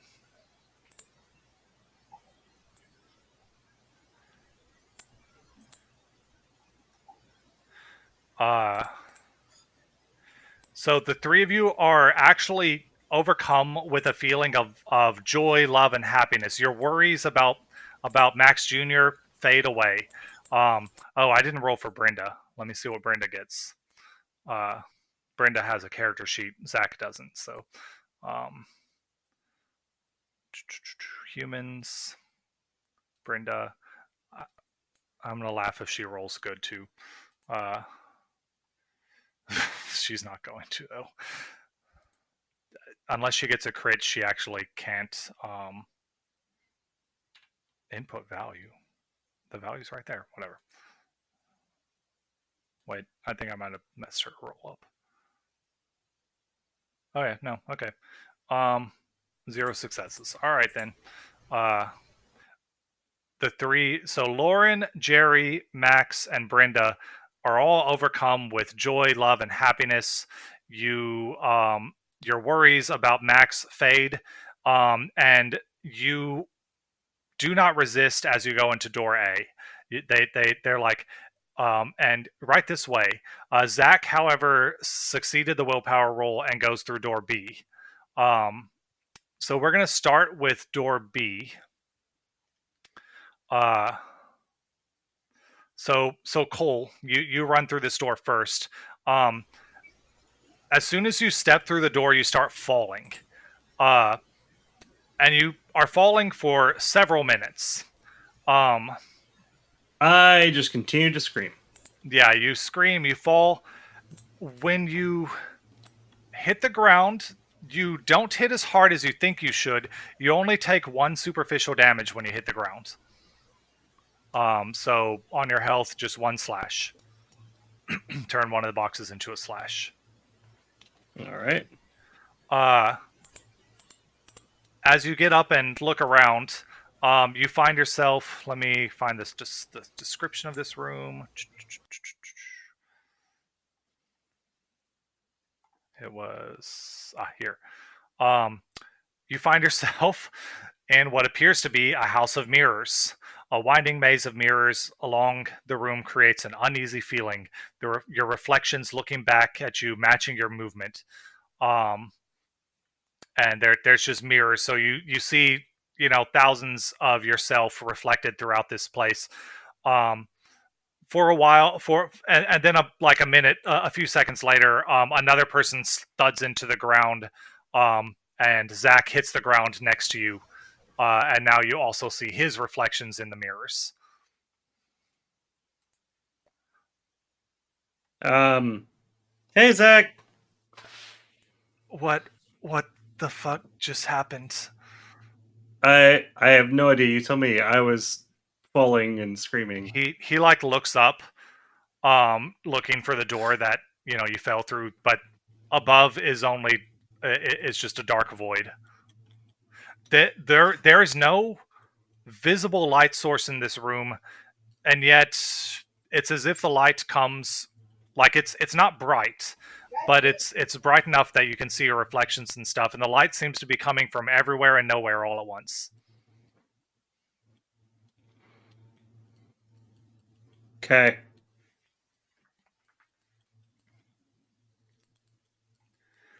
Do you do anything in this room? I admire myself in the mirrors. So you walk up to one of the mirrors and you see yourself, and for a moment it looks like you, and then the mirror starts to shift and it shows the image of you the same age as you are now, but like dressed kind of how you used to dress when you hung out with your gang. And you look a little bit like you've got a scar over your eye, and like a cool slash down your eye, like a cool, like you got cut across the eye or whatever, and like you've got a cool scar, and you're wearing like a motorcycle jacket and stuff, and but your reflection is the same age as, like, appears to be the same age as you are now, if you were alive. That the reflection is no, this reflection is you alive, yeah. It's a living me? Well, it's matching your movements and everything, but it's you dressed in your biker outfit and alive. That's and strange. you also hear Zach muttering like, "What the hell is happening in here?" as out of the corner of your eye, you see him staring at a picture of himself in the mirror. Hey, Zach, what are you seeing? I see Good. myself, Cool. but I've got, but I'm dressed as a security guard, and God, I'm like, I'm fat and I'm a security guard.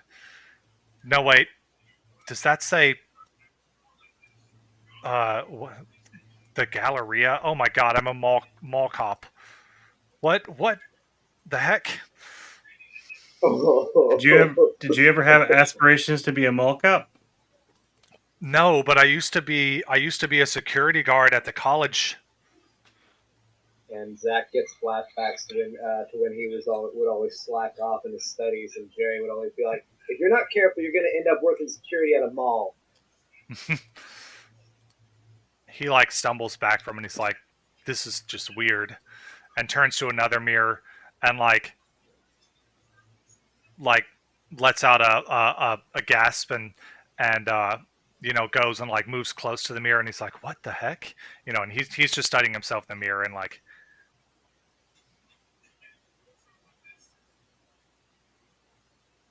Okay. Maybe we should try to get out of here. It's a bit odd. I see myself in a interesting light, but let's keep going. you see, as you move through, every mirror shows a different version of yourself, a version that could have been. As you're going along, another version of like a gangster, you go through the maze. Another version of gangster, uh, is like it's the reflection of you walking towards that mirror, and then before you stop walking, it stops and ends up in the same position that you stopped in, but it stopped like a split second before you did. I punched the mirror. All right, give me a willpower roll. Willpower. There's way too many of these fucking things. You just rolled one of those, I think. Probably. I am 2 drinks in, so It's where where the is green willpower? the green things that are similar to health. Oh, Yeah. press the WP reroll or No, willpower. the other one, the one that's just willpower. Okay. Okay. You feel so first you take 1 point of willpower damage, so turn one of those greens into a slash. Okay. Okay, you feel this like lurch, as if you're being yanked forward into the mirror, and for a moment you see yourself, vampire you, standing in a room of mirrors, as if you were looking out at him from within the mirror. But then the mirror around you, the world around you shatters, and then you're back in your own body as your fist collides with the mirror. But for a moment, you saw as if you were seeing from within the mirror, looking back out at you. So I watched the fist come and punch me in the face. Yeah, you watched the fist punch you in the face and shatter the mirror. Trippy. And then we switch over to the others, who are going through door A. That leads to area 2. Okay, so as you guys are led into the next room through door A, you see would it? No, you all failed. So you don't feel this I mean, part. if my son is missing, I think there might be like something in the Yeah, back of you my can make brain another. itching. You can make another willpower roll, and I'm gonna do it for Lauren as well because she's magical, and Jerry same. Any modifiers? I'll give you a +1. And that was rolling a what again? Just willpower again. Just regular. Okay. Much better on Jerry and okay. Jerry, you're still happy. Brenda I'm gonna say is Brenda and Zach are both still happy. Damn it. Max, you come out of it, and from what you can see out of the corner of your eye, it looks like maybe Lauren is coming out of it too. Humor and hate, both humor, as in funny, and hate clash in your head as a stench of dry, barren rot fills this stone room. Several crates lie stacked in a corner, glass jars rest on top of them. A man is laughing in the distance, um, going back and forth between laughing and weeping. Um, Jerry, you just enter this room. Everything's good. You're happy. So are the other two. Uh, in the far side of the room, you see a bald man with a Neanderthal-like face working at a series of chains. He's covered in hooks and spikes, self-inflicted wounds leaking an unnatural green miasma that dissipates into the air. The chains, which are attached to pulleys, are latched onto a ghostly figure. The figure shrieks as it's pulled out of an identical human. Oh, the ghostly figure is weeping. The human sitting in the chair is laughing. Okay, so basically it looks like a ghost is being pulled out of this man by chains. The ghost is weeping, the man is laughing. A few lifeless bodies lie stacked in a nearby pile. Crates and tables covered in glass jars and rusty tools lay in the corner. The man does not appear to have. If he did notice you guys enter, he didn't acknowledge you. Do I realize that Lauren is snapping out of it? Yeah, you hear Lauren mutter, "What the fuck?" I look around and go, this is wild. Jerry, you think this looks kind of fun? This kind of looks like fun. What's going on over here? And Brenda's like, "Yeah, let me get. Oh, I got next." And she like pushes past you two. Oh, asshole! And when she's trying to push past me, I like try to grab her. She doesn't struggle much. She's like, "Oh, party pooper," and then like starts like drunk laughing because she said pooper. Jerry also said Yeah, of laughing. course. She's like, I'm gonna "I go... did say poop." I said it again. I'm gonna go up to the man who's having this thing happen to him. Uh-huh. And I'm gonna taste a little bit of blood. And I'm doing the taste for blood by tasting a drop of when blood. you The user lean can down to discern. taste the blood, the guy who is pulling the soul ghost out of the guy says, "Oh, excuse me, I'm working here. Hey, I'm working here." I'm I look- walking here. Yeah, and I look at him and I go, Sorry if you're from New York. "Fine, can I do it to you then?" Do what? What are you trying to do? I just want to taste A taste of what? your blood. Okay. And he like jabs a finger into one of the bleeding holes and pulls out this gooey green substance.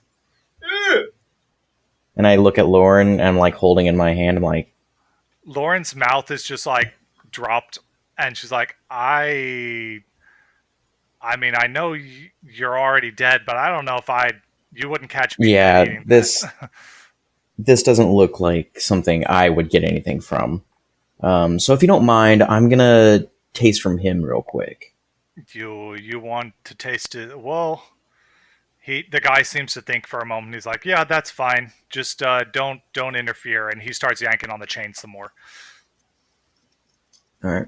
I'm gonna see if I can screenshot this image. It's not quite the image I was picturing, but it works. Draw a shape to create a screen snip. Since when is that a thing? Oh, well, I gotta redo it because I didn't know it was gonna be a square. Okay, try again. Do that. But now I have to save it. I mean, Let me. The person whose blood you're tasting, his blood tastes normal. Yeah, but I'm doing one of my spells basically. What does it do? It's a taste for blood. By tasting one drop of blood, the user can discern a certain basic trait from the one whom it belongs, and then the system says the user dabs the blood on the tongue, makes resolve plus blood sorcery roll, difficulty 3. With a win, the user can determine the resonance and intensity of the blood if human. Okay.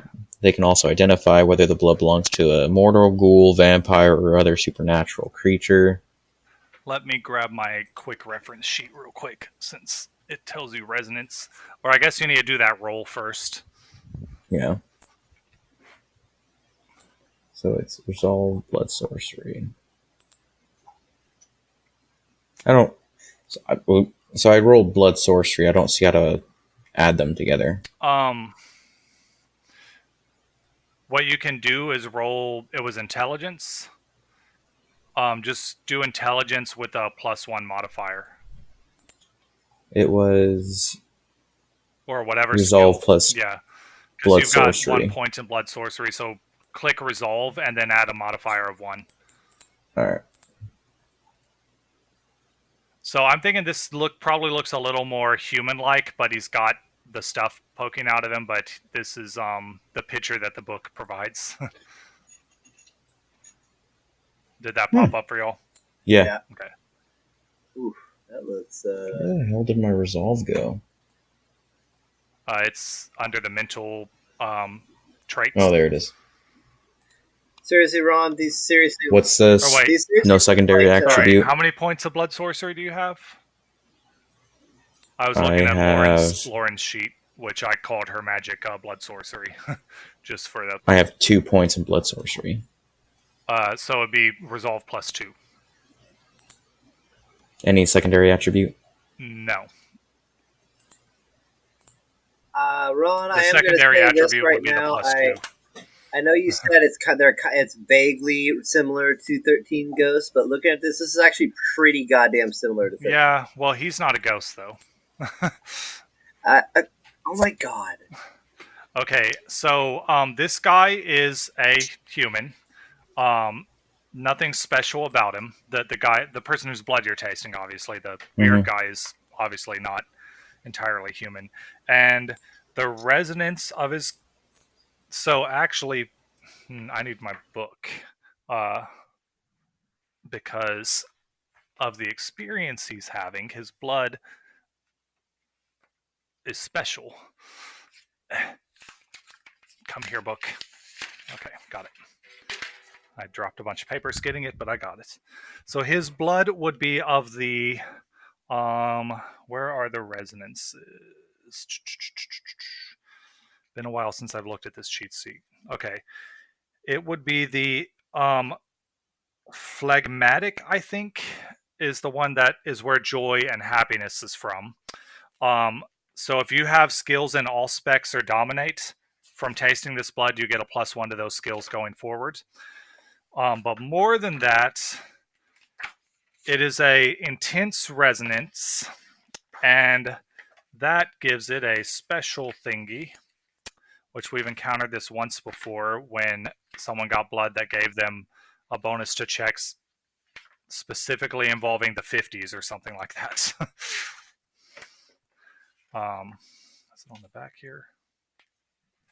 Nope, those are victims. Let's see. It would be what's called a dyscrasia, which basically is specialty blood, or special blood that has special bonuses. I just have to find it in the book real quick, because he is experiencing something very intense at the moment. So it'll be sanguine, which will give you a +1 bonus to future blood sorcery rolls. But also, it... okay, I like this. You also get Manic High. The drinker adds 1 dice to all rolls until they fail a roll, and then after that, they subtract 2 dice from all rolls. Damn. So you get a +1 until you fail. and then you get a -2 for a while. Basically, until you taste new blood.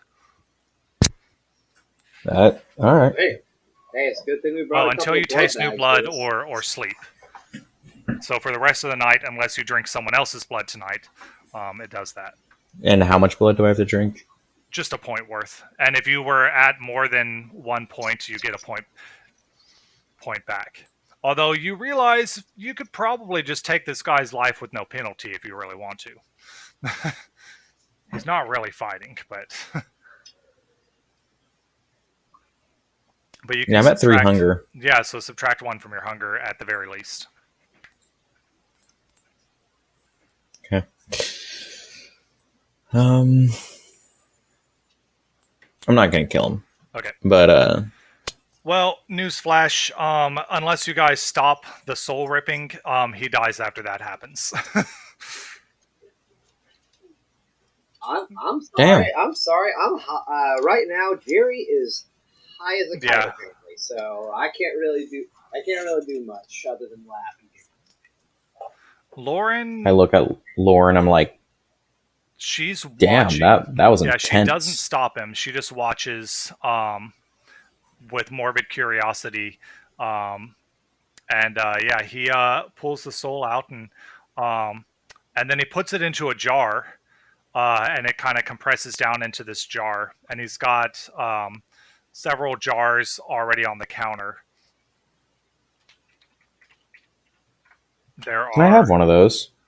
There are 9 jars on the counter with glowing green soul in them. He's like, "Oh no! These are for Tasha."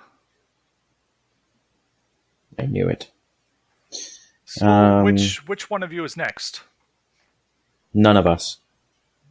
What? Yeah, no, none of us. But Tasha's hungry. So am I. Well, didn't you wait. He squints at you. Like, "Wait a minute. You're And plus, already I don't dead." have one. I don't have one. No, either, you're no so. good. You're no good. And oh, him over there, and he snaps his finger, and Jerry, you come out of your stupor. He's like, he's no good either. But you two, and he points at Lauren and Brenda. He's like, which one of you's first? And Brenda says, me first. And that's when I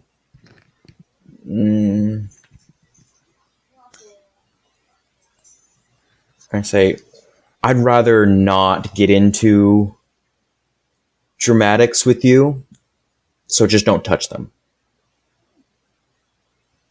But that's my job. Yeah, well, you can ignore your job for now. I have to go find someone. And they're all coming with me, with their souls. What the fuck? Well, but Tasha's not going to like that. Yeah, well, very Tasha hungry. can suck the... Max? Tasha can suck this dick. I don't give a shit. Max? What the fuck are you talking about right now? This guy's been ripping out souls, all those souls on the jar. Yeah, he's been doing this for his job because Tasha, the flippy lady out there, has been eating them. Now, I'm Max, sorry, what the fuck? you do What the recall that the lady told you that Max Jr. would have gone through this door. Yeah. Wait, is this the door the kid went? Hey, did you just do that recently to a kid? Oh, no kids. We don't do that to kids. The kids go to Jack. Where the fuck is he? Jack, I don't know where he is right now. You'd have to ask Tasha. She might know. I'm just doing my job down here. She sent us down here. Where do you send the kids?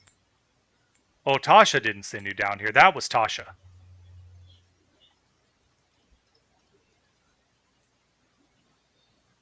Is there, like, anything else besides this room? There's a door. And I say, okay, Mr. Ghoulie Man, we're gonna walk by that door, and you're not gonna touch anyone. Got it? Give me either, some sort of persuasion or intimidation check.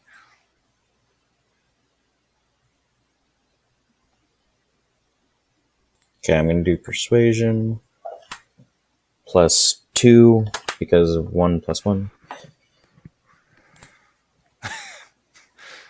Okay, well, similar to with the boy, the teenager, you definitely persuade him. He, whatever you do, he's like, okay, there's plenty of souls. I'll just box these up and he or I'll just send Yeah. these along, and he grabs one of the jars off the counter and walks over to a pneumatic tube and pops it in the tube, and it disappears. And Can I grab one of the jars? like while he's not looking, Yeah. give me a larceny plus dexterity, or yeah, it'd be larceny, I guess, or stealth. I think pickpocketing is usually larceny, or Yeah. that sort of stuff. Any modifiers? Oh wait, yeah, I get a 1 for now until I fail. 2? Yeah, that's enough. His back was to you, so you steal the jar. It's like cool to the touch. All right, and I open up the door and I usher everyone through, making sure Brenda is definitely following. All right, you guys go through the door. We go back to Frank, to Cole, Yeah, and then while we're walking through, I go, "Hey, Lauren," and I hand out the jar to her. You hand what? Oh, the jar. I hand the jar. Yeah. And Lauren's like, ooh, and pops the cork and starts lifting it towards her mouth. Like, Lauren, don't drink it. What? Why not? Do you drink souls? She looks down. Oh my god, you've drank souls before. She looks down at it and it's like, it looks delicious. Lauren, I'm a vampire. I understand, but good lord, that's Lauren. someone's soul. Oh, sorry, you gave it to Lauren. I was thinking Brenda. Wait, who did you think I gave it to? You gave it to Brenda. Oh, Lauren. Oh, no. Lauren, sorry. I was like, Lauren, good lord. Of course, Lauren course, that soulless bitch knows what a soul tastes like. Yes. Yeah, she ate so many. Brenda she ate is still mesmerized.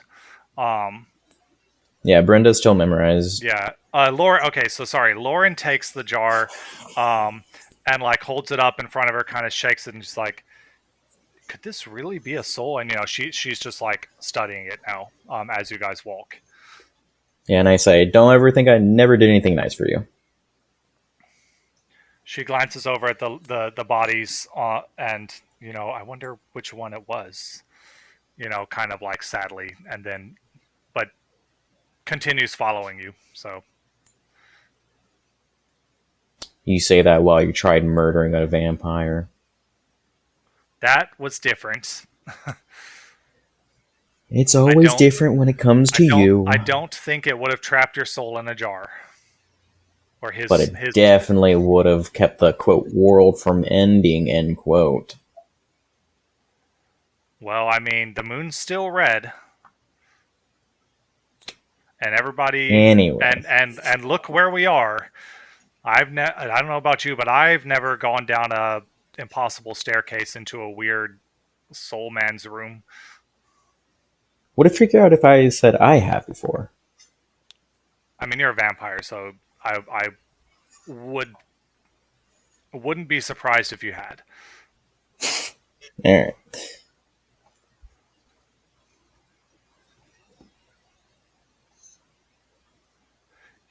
This sadly does not describe what would happen if you drank a soul.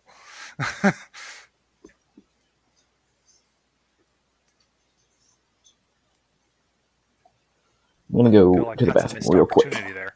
All right, so Frank, you're Cole. Well, I guess as a DM, you can just make that up. Yeah, well, yeah. I mean, obviously, but I'm just like surprised they didn't put that in here. I feel like that's something some D&D player would try to do. But Cole, you're in the mirror room still. You've been in here for a little bit, so go ahead and give me another willpower roll. And I think we'll try and speed this up because I just noticed what time it is. So, 2 successes. All right. You do not begin to go mad. I grab what's his name? Brendan? Zach. Barley? Zach. Okay. I grab Zach by the arm and attempt to make my way out of there. Well, the last thing oh yeah, you punched that one thing. Okay. Where did you All get right. barley from? So go ahead and give me. I'm trying to see where the.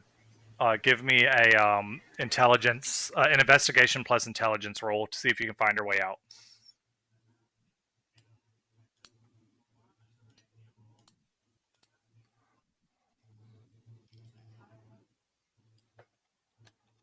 It didn't roll. There it goes. Oh, there it Critical goes. hit. Well, yeah, you're gonna find your way out. I'm just trying to figure out where the next door leads. Okay. All right. So you manage to make your way out. Occasionally, you have to stop Zach from reaching out to touch the mirrors when he sees one that looks particularly enticing, or weird or something. Every now and then, one of your mirrors will do the same thing the one did before, or it'll like motion to try and get you to come over to it and stuff like that. Like it wants you to touch the mirror. I am like head down, staring at feet. Yeah. So you eventually, after a while, find your way through the maze of mirrors, find a door that's like hidden from between mirrors or something like that, and open the door. And it is a long hallway, which you see through another door. Max and the gang stepping out of their door into the same hallway. Hey guys! Your door Well, was. well, you see me giving your girlfriend a jar. Yeah. Max, that better not be another jar of pee. Don't tell me how to live my life. I'm still confused as to what happened in that room right there. All I remember was sitting down at a table, and all of a sudden I'm in a room with you guys, and some dude and a bunch of bodies. And you tell me you got a soul in a jar. That's literally what happened. So there are 3 doors in this hallway. There's the 2 you guys just came out of, and then one more. I walk down. What was behind your door?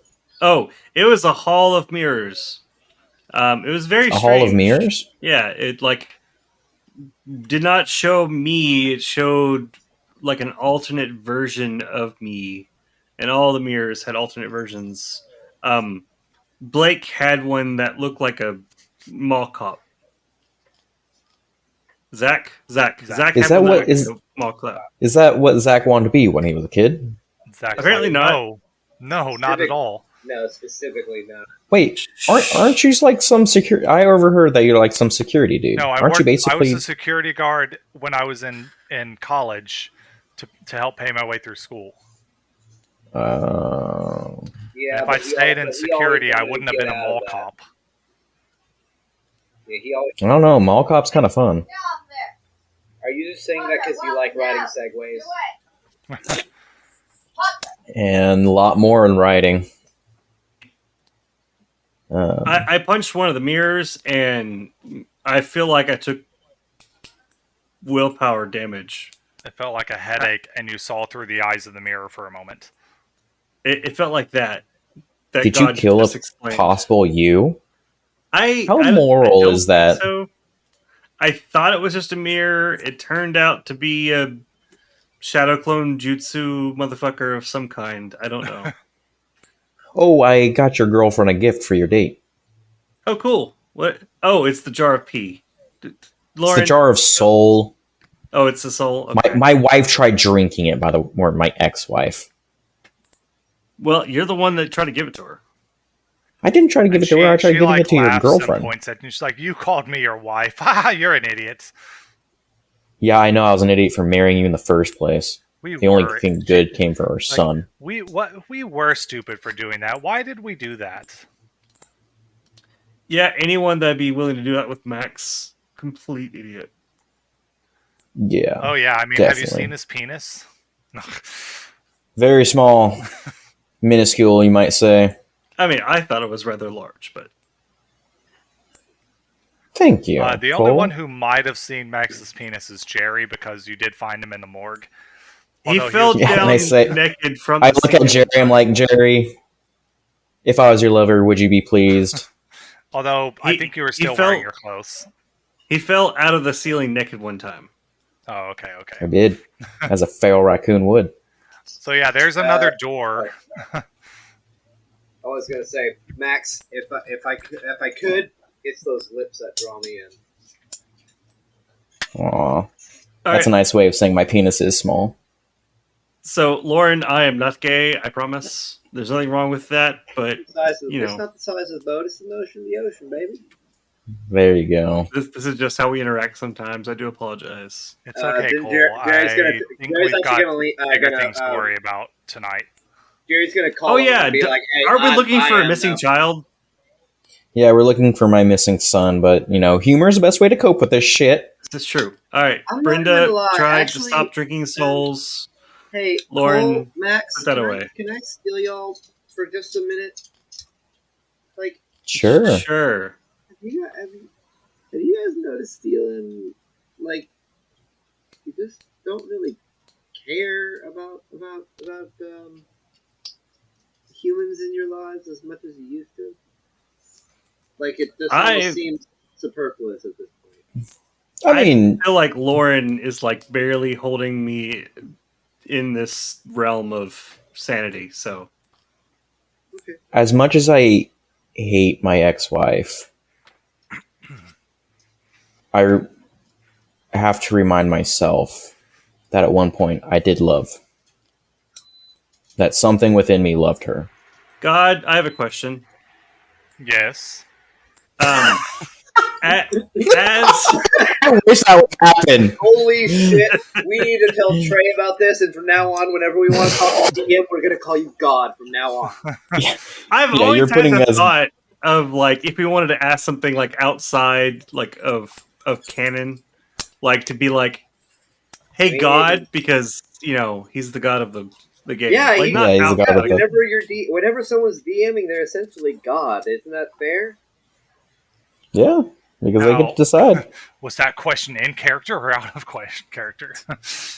I mean, you are a registered priest or whatever it is. Yeah. Wedding officiant. Okay, but back to my question. Is there something that happens to vampires to make the other than losing their humanity to make them like be less caring of the humans? Less human. It is. Yeah, when you kill people, No, you lose your It's humanity. the I think losing that's of their literally humanity. the- Yeah. that's. Okay. I think it's literally the. So- aspect I of thought that was the only thing that would. You have a humanity score, and the lower that gets, the less human you become. And so you care less about humans as that humanity score goes down. Yes. Okay. Yeah. If your humanity, And once it hits 0, Okay. you basically just turn into a complete psychopath and murder everything. yeah, you become the beast when it hits 0. Okay. And you try to murder other vampires too, right? Yeah, you become an animal, so yeah, you are in constant fight or flight mode. Okay. Thank you, God. No. I was just double checking. Yeah. All right. Back. Yeah. No, I'm like Lauren's really helping hold me like stable. Honestly. Does she count though? She's barely human at this point. Hey, that's a girl I like. Don't be disparaging. And she's right there. Come on, guys. Not disparaging. That's genuine. She's a witch. She's a part of our world. She's not really. Like, you know what I mean when I'm saying. Look at her. She's like the most human a human can get. Look at the squishy little blood-filled face. That's a weird description. Please don't. Sorry, Hey, I got hungry. I'm sorry. Oh, I have bag. Do I have bag blood on me? Ew, no, gross. Hey, by chance, do you happen to What? What does Lauren say to all this? Well, I assume we stepped away. Are, Yeah, you, you guys- are you a happy person? you guys or are you a are sad stage person or whispering. an angry person? Oh, okay. Wait, what's going on, Frank or Bill? Oh, I was asking Lauren if she was a happy person, a sad person, or an angry person. While we get out of this huddle, you turn around and be like, Lauren, are you happy or sad? Or angry. Yeah.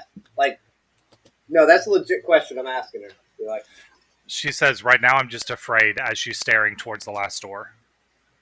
Yeah, we should probably move this Weird. along a little bit. We're Yeah, looking let's. for a missing child. Okay, Max's you're right. missing child. Yeah. We can talk about, existential crises later. Fear tastes good. All right. To the door! And I go to the door. All right, do you open it? Yes. I put my hand up to Whoever. it as if to check to see if it's hot, like you should do every time there's a fire. I was about to say, like you should do every time you open a door. I'm like, God, Frank. Frank's always on edge. The door feels normal. Okay, I don't think there's any clowns in here. Let's go. And I open the door. And then there's a giant clown. It's like a field of clowns. You open the door clown and memorabilia, clown statues, clown paintings. you open the door, and I think we're gonna skip this one to speed things up. You open the door and enter a room. The floors and ceiling writhe. They pulse. They gurgle. They breathe. A closer inspection reveals the floor is a mass of tentacles. Dominating the center of the room is a tentacled mass sitting between two large cages. Those two I slowly people, close the door. those two. Well, let me finish telling you what you saw. Those two Okay. people that were in the room before you, the happy man and the old woman, they're each in a cage that the mass is between. One of them is screaming in terror while the other one is mumbling incoherently. A massive tentacle stoops. Well, no, you close the door. I turn back around and I'm like, nope, that's the wrong way. Definitely the wrong way. That's the only way. It's gonna suck, but we're gonna do it. Jerry and Max both pushing through the door. No, this is when I go to Brenda and I go, how do I get her out of the stupor? Oh, I know. And I flick her on the nose. Let me give her a roll. I could also just compel her to snap out of it. You can try that next. No. I'm going to give I'm her flicking her. +1 for the nose flick.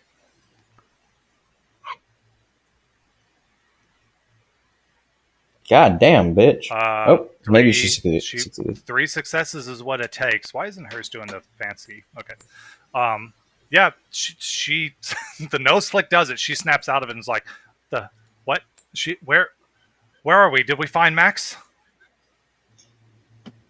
No, Brenda, but we're past a lot of shit and we're about to see a lot more shit. Okay, we found a room of writhing tentacles, both and the I ceiling and I and the like floor. with this is two when I look cages at in Brenda the center. deep in the eyes and I say, Brenda, don't lose your shit. It's gonna be okay. Okay, I won't lose my shit. Lauren, you're doing awesome. I don't have to tell you shit because you're awesome. Lauren nods. Zach, Oh, and my eyes are still glowing red, by the way. Zach, stay. I mean, that's stay the in least Labrador. frightening thing, so. Yeah.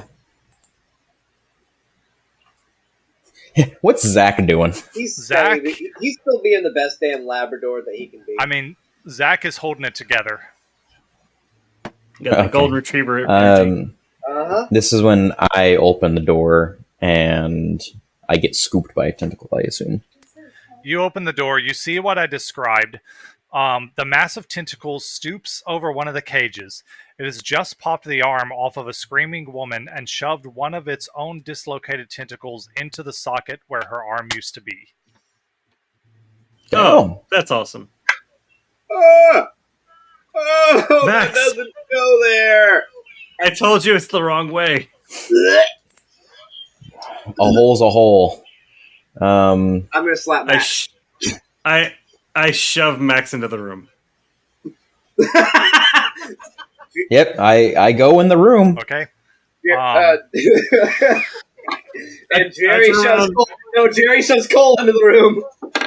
I turn around and tell, as I'm being shoved, Brenda and Zephyr, Zach, Where the hell did you get Zephyr Did from? you not hear guys the should- last one? You guys should probably stay here. Oh. And I fall into the room. Oh, okay. Both of you give me athletics plus dexterity rolls. Alrighty. Athletics. Or I'm not anyone- very athletic. Athletics. You said athletics plus dexterity? Yeah. I have a success. Plus dexterity. I am supposed to be good at this. I was not.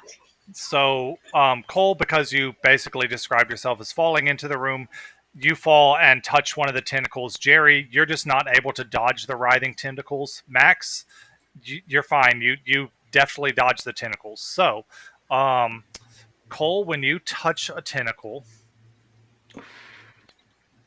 I'll just roll for both of you real quick. Oh, does it help that I have rapid reflexes 13 and cat's and grace? Oh yeah, I mean if you have okay, I forgot about those. If you've got those, you succeed automatically. So if you have Okay. those things, it's a success. Do Cole or Jerry have those? I don't think they do. I do not. Yeah. All right. So Cole 13. Okay, 13 and 7. So Cole, when you touch a tentacle, you get a flash of a memory.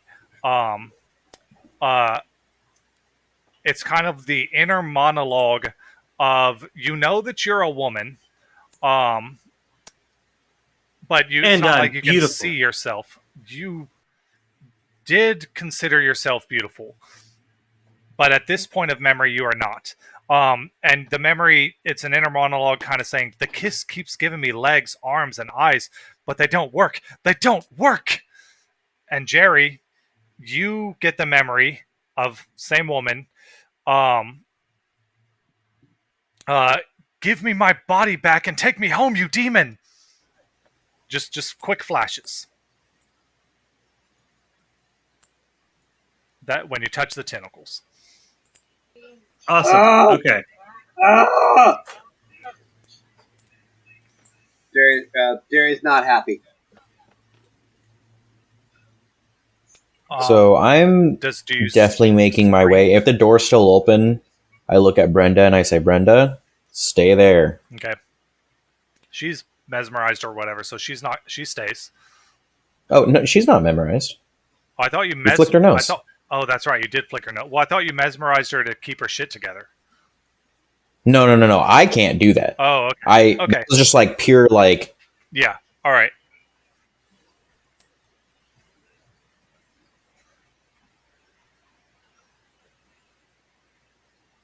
Jerry, So how's Brenda doing? Oh, actually, Brenda and I'll just roll for Zach. Will have I gave him good willpower in the last roll he did. So Brenda's not the most willpower. Why do I keep closing her sheet?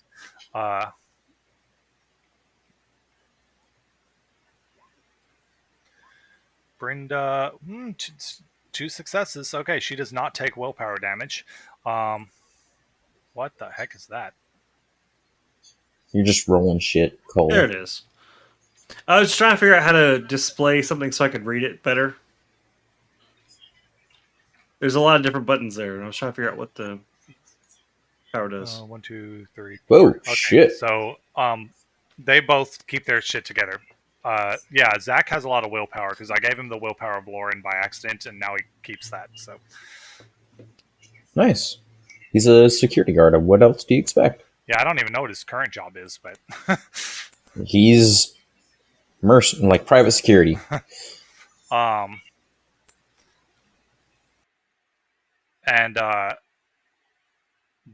the rest of you don't have to roll that because you're supernatural. Frank, your cloak of shadowing. No, I was just reading it. Okay. So as you guys enter the room, are you trying to be stealthy about it, or what are you trying to do? Yeah. I'm trying to be stealthy. Okay, give me stealth plus dex to anyone who wants to be stealthy. I'm back. Sorry. Stealth plus dex. If you want to be stealthy, of course you can just cloak of shadows. What happened? Do I have Cloak of Am Shadows? I able to make a stealth check since I got? Wait, Yeah, I have you just- Unseen You Passage. just touched it, so you weren't grabbed by it. You just touched it. So Ah, yes, you okay. can make stealth checks. I need to make a rouse check if I want to use Unseen Passage. I got 2 successes. And as long as the user emits no overpowering odors or no sounds louder than a whisper, your power automatically works, only if the observer has their attention drawn. Okay, so I need to make a rouse check. And that's all. And then Brenda.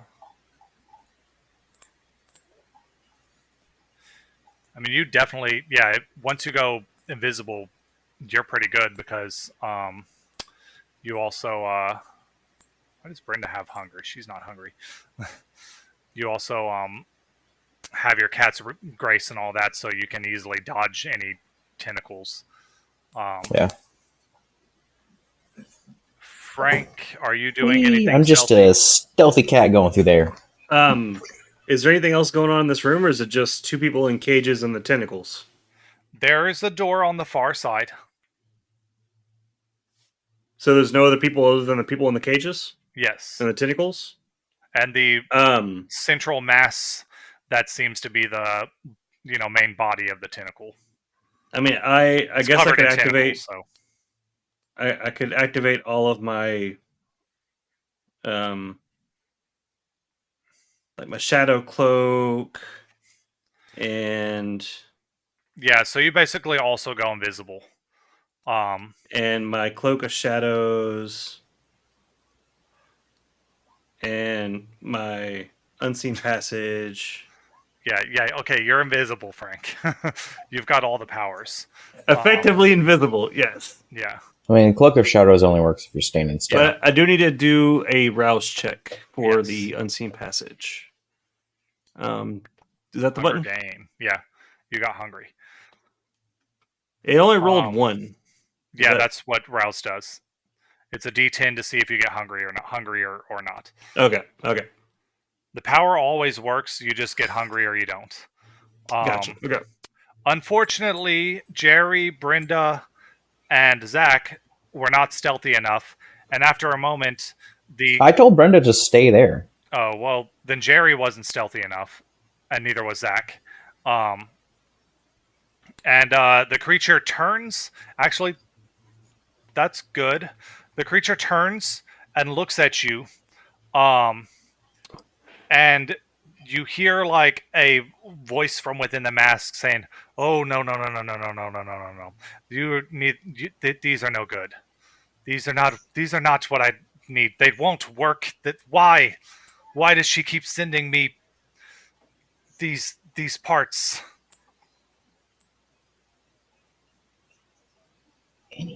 She's just tormenting me. So I'm effectively invisible, yes? Yeah. Yes. All right. What do I got to roll, and what kind of pluses do I get to try to sneak over and just like rip this dude's head off? It doesn't really have A lot of head rolls. so much. It's like a writhing mass of tentacles. I don't It's have like any a- weapons It's on like me. a lump. Okay. What would I have to roll to try to let the things out of the cages?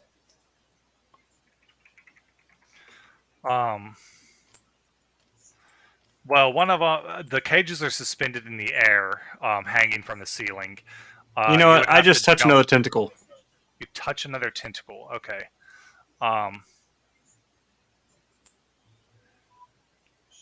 Roll me a d20 roll, or here, I'll do it.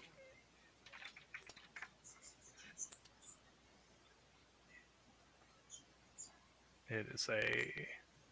Okay, you had a 13 last time, so we'll go with my 18. Okay.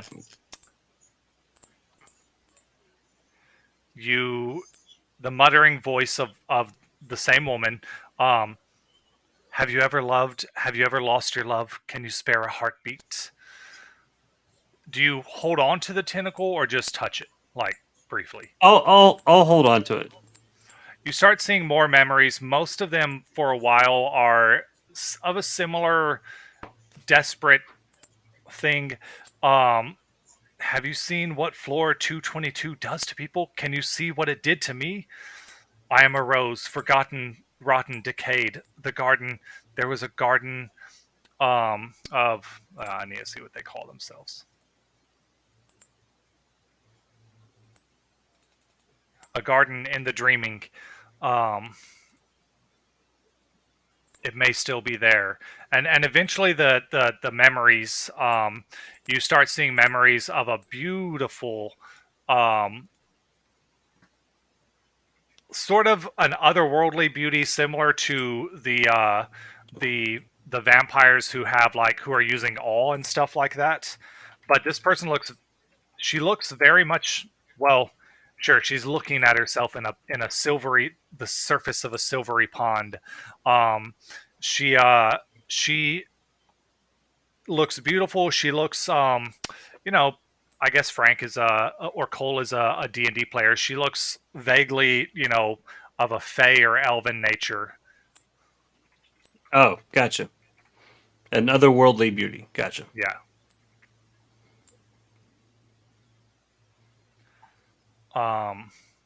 And the memories, like, depending on how long you hold on, they're going by pretty quickly. But you see, this the jester lady, the harlequin lady, there standing in front of her in the woods, putting on a show, and this person who you realize has a name, and the name is off of Offavara. Um, uh, I do a rouse check to see if I become aroused. Arouse check to see if you become aroused. What do you roll? 8. It's a success. So you interpret that how you want. You're sort of seeing this through your own eyes, though, so as if you were her, though. So it's kind of like these are currently you're living her memories. So, she's not aroused by the thought of herself at the moment. She is some sort of fey being. So, and the jester lady appears and is performing tricks, and this fey thing is into it, and then the jester lures her to her wagon and down these stairs, and then you see her soul trying to the weird dude trying to rip her soul out, and then tentacle person notices what you're doing and flails that tentacle that you're touching, and how does he and notice shoves I'm you away. invisible? She feels your hand on her. Oh. I'm just like, no, not those memories, not again. What do I got to roll to continue to hold on to it? The tentacles in the room are starting to writhe wildly, and they're just wildly writhing about, making it harder and harder to dodge. And the creature in the center of the room is wailing miserably. You can make a dex. It'd just be athletics plus dex to try to, or strength, whichever's better, to try and keep your hand on it. I want to bear hug this shit. All right. Athletics plus something. You can also do athletics plus resolve. You could do okay, that's good. Yeah, you jump onto this tentacle, and you're sucked back in. What's everyone else doing? The tentacles have started going crazy, and the creature in the center is wailing in misery. I yell, "I'm providing a distraction. Do something." I'm going to dart forward and try to knock it out. Okay. So would that be a... Now remember, you guys can always do rouse checks for a +2 bonus to your rolls. Yeah. Actually, you know what? I'm going to go ahead and rouse before I make that punch. Gain the hunger. Now, when it says I gain a hunger, I still get the +2, right? Yes. Yeah. Yes. Okay. So for this one, would this be brawl or athletics? Punching is brawl.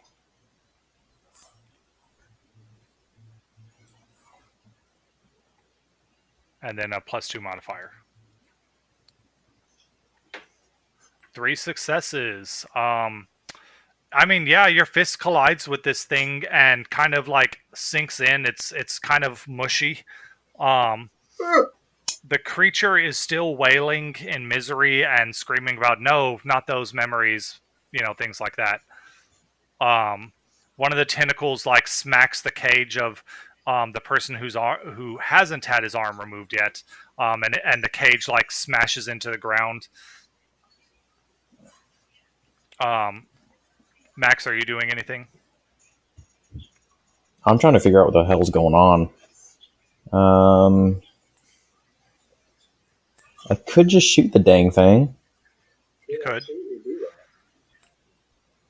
How? He's gonna roll for himself to figure out how bad that might turn out to be if he shoots it. Okay. So that would be insight plus intelligence? Yeah, that would work.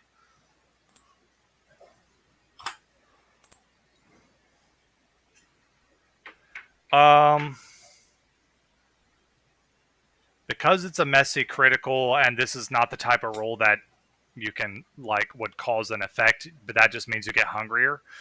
But with 6 successes, whatever Frank is doing or Cole is doing is what is causing it to writhe all crazy like this. It doesn't seem to have noticed Bill punching it. You're not sure if it would even notice you shooting it. What's really seems to be causing it pain is whatever Cole is doing. Hug the tentacles! Speaking of which, Cole, you are experiencing, as if you were experiencing it yourself, the chain dude attempting to pull your soul out of your body. However, it fails. And so Tasha's kiss, as the memory refers to her, enters the room, and no longer looking like the friendly harlequin, but more of a creepy, demonic harlequin. I will copy in the picture in a minute. I should have had this ready because I was going to reveal it at some point, but let me go ahead and screenshot that.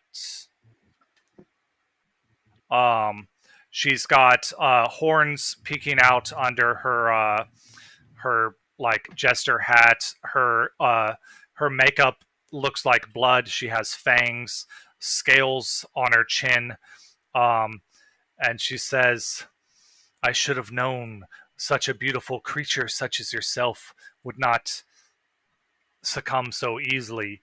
Instead, since you cannot be food, you will be punished." And she starts summons up these black tendrils and shoots them into her and starts transforming her into this tentacle creature that you see before you. And if you're holding on, I'm going to say you're going to take right off the bat 2 points of willpower damage. I only have 2 willpower left.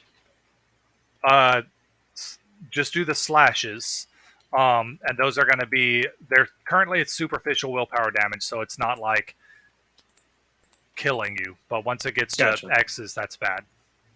I mean, you don't die from willpower, but you basically will pass out if you get down to lethal willpower damage. All right. From all the memories I'm absorbing, do I see, is there a way to fix her? She doesn't know how to fix herself. Right, but can I glean any way from the memories of how to reverse what was done to her? I would say occult plus intelligence. Oof. All right. I don't think I'm very occulty. Nope. I am kind of smart, though. 4 successes. Way to go, Frank! honestly, so from what you think, you think that she was damaged from having her soul, attempted to be ripped out. Here's a picture of Jester Lady in demon form that Frank, technically only Frank has seen this, or Cole. Oh, sweet baby Jesus. Uh, but Damn. so her soul has been damaged, so you know that much. Repairing the soul, there'd need to be some way to do that. And then probably, from what you can tell, the Tasha person put the tentacles into her. You would imagine that she would be the one to take them out of her, either having her physically take them out, killing her, you're not sure.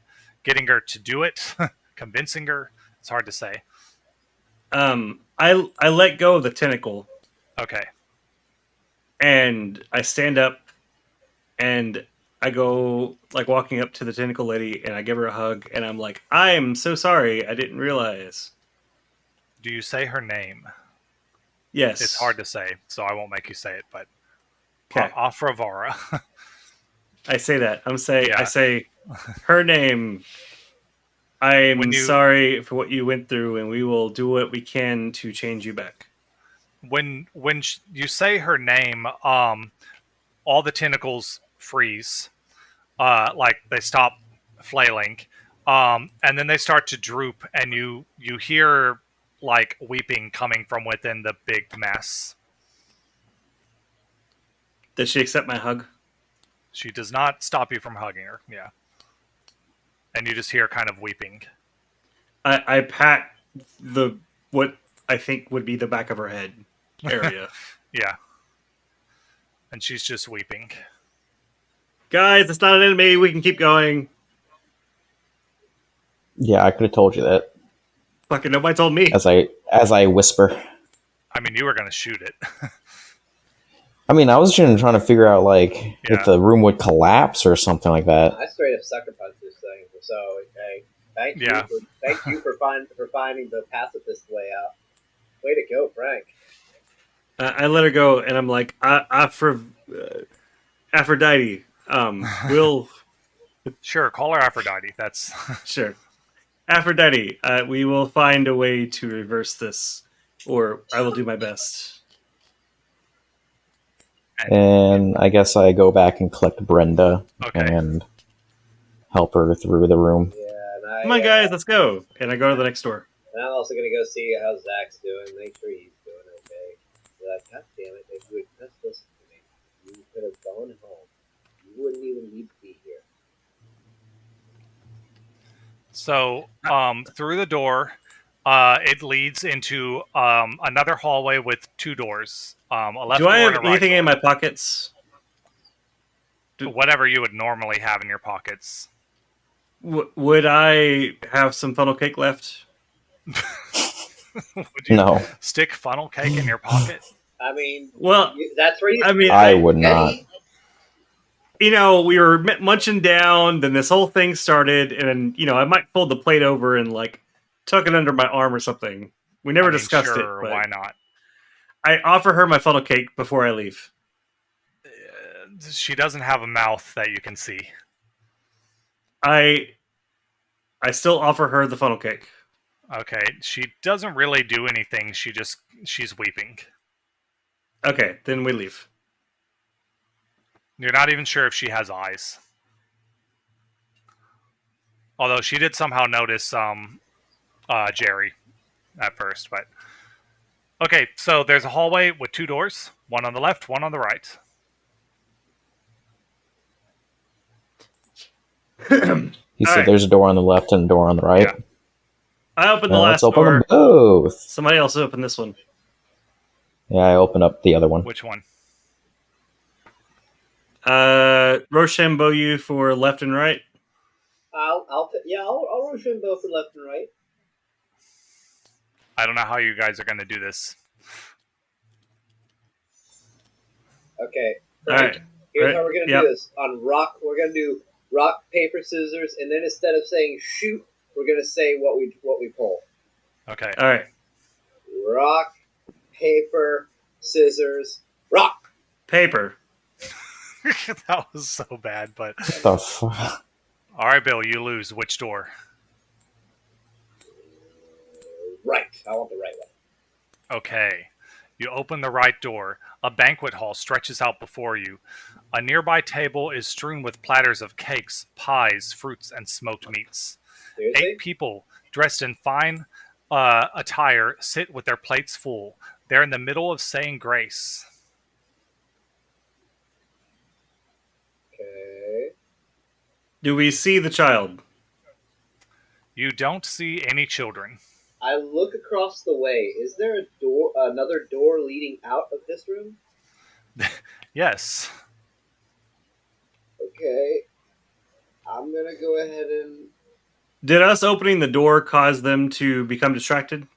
No, they're saying grace and then they'll start eating. I closed the door. I'm Well, walking Bill in. went in. I Yeah. went in. Okay, He's I closed the going to door. Okay. What the fuck, Frank? So, Jerry, behind you the door closes, but are you going to continue heading to the door across the room? Yeah. I'm Okay. gonna keep on heading that way. I opened the left door.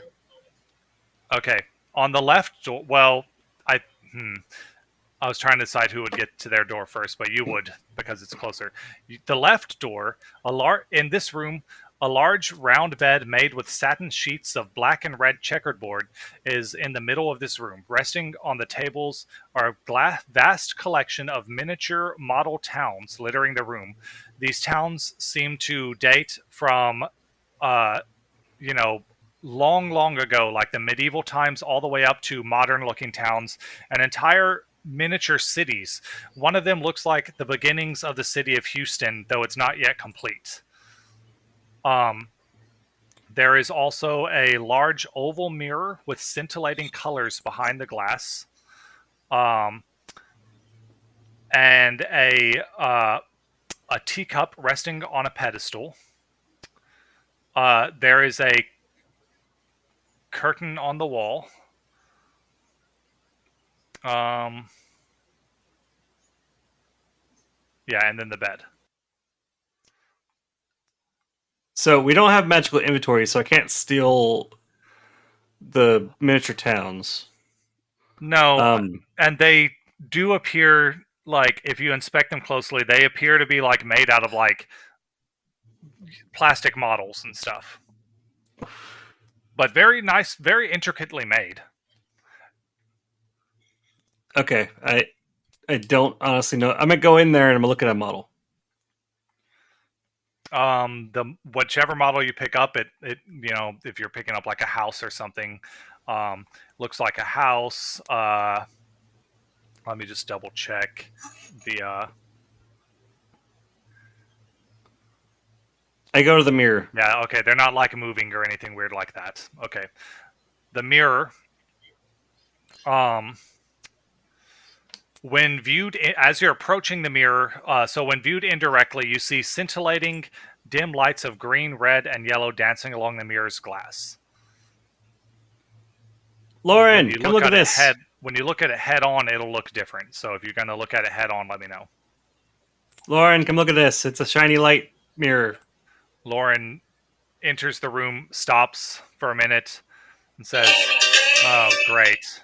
Magic mirrors." What the hell was I that? don't know what that was. It's like, oh, great, a magic mirror. Wonder if it'll show us who the fairest of them all is. All right, I step up and look directly into the mirror. You see yourself, but you are large and thick with dangling warts coming off your body. It definitely doesn't do the thing you just said, Lauren. It does not do that thing. And I step away. Yeah.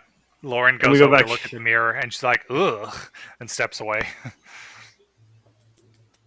I take the bed sheet.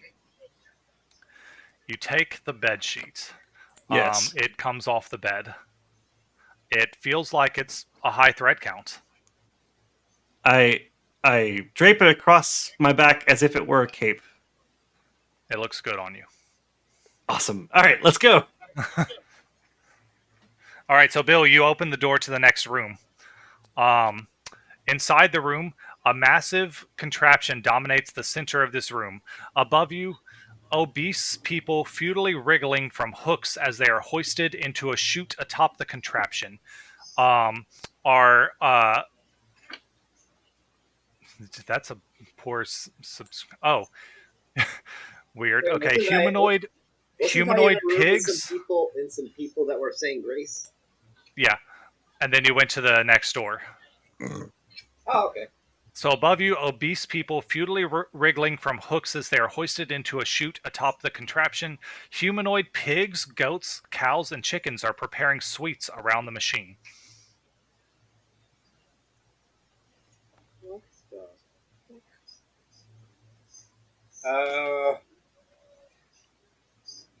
Humanoid pigs, goats, and sheep are preparing treats around me? Around the machine? Around the machine, yeah. The machine is like oozing out like this cookie dough looking stuff. And then they're shaping it into like gingerbread men and stuff like that. And you recall gingerbread men and other cookies being served at the carnival. And they're loading large obese people into the top of this thing. Indeed. Everyone's being a cannibal, whether they like it or not. And Jerry is going to whisper to himself, "Oh my god, I wonder what the funnel cake is made of." Thank God I didn't eat any of that shit. Never put that awful stuff in my body.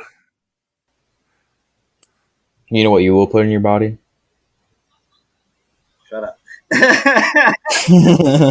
All right, so as you're seeing all this, Cole, as you exit the room, you hear a voice saying, "Excuse me, but that's my blanket." Whenever I'm leaving the you. room? Yeah, when you're leaving the bedroom. From behind you, you hear someone say, "Excuse me, but that's my blanket." I turn around and look into the room. And you see the Harlequin. In non-demonic looking form.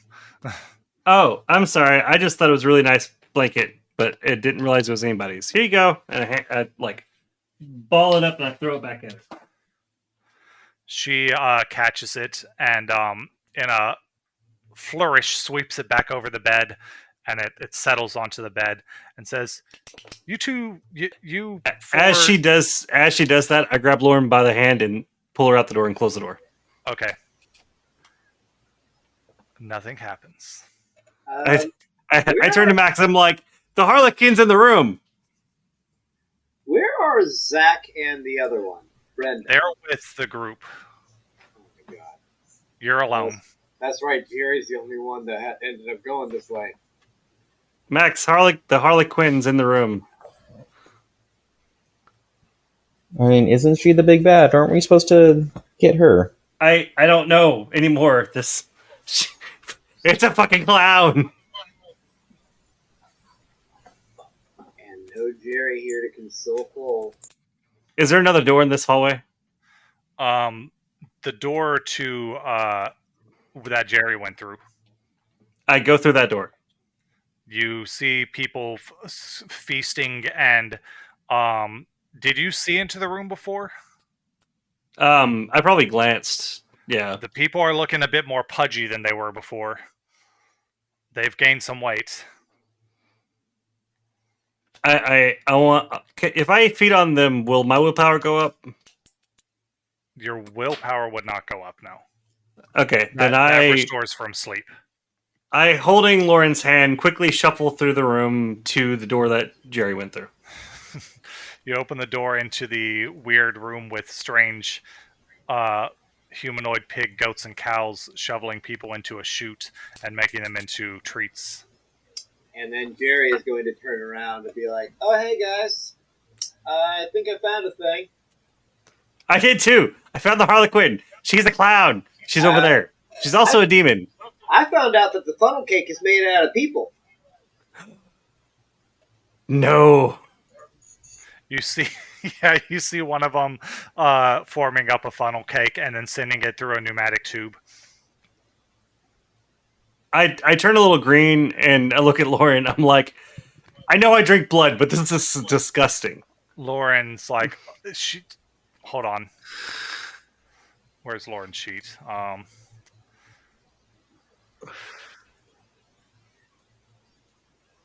Oh yeah, she barfs. She barks? Barfs. Barfs. Okay. I was about to say. So I don't know that it's starting. Yeah, because Frank, if you barf, you won't be able to stop until you've purged everything in your stomach. You've eaten a lot of human food. Yep, I turn green, and I'm like, Oh no! is there another You door? have been eating regular people food tonight, haven't you? I have an ability. Yeah, he's able to do that better than everyone else, but Like he still better eventually than- has. Yeah, he still I don't see it. eventually- I don't see it on my list though. I could have sworn I you know- spent experience on it last time. I know I did. I just don't see it. It would be over here. No, Oh. here. Iron gullet. Eat food. And Eat food. it's just called eat food. Let me see what the actual rules on it, just out of curiosity. Eat food. Eat food. Yeah. And- that's the best name for an ability that's ever existed. Eat food. What does it let you do? It lets me eat food. Eat food. I'm adding a flaw of dislike clowns and giving it a 2. You consume food without effort and might even enjoy it, though it gives no nourishment and must be expelled before resting for the day. So yeah. However, it doesn't say if you have to vomit it or poop it, but yeah. But it all must be expelled. So you still can't digest. That's fine.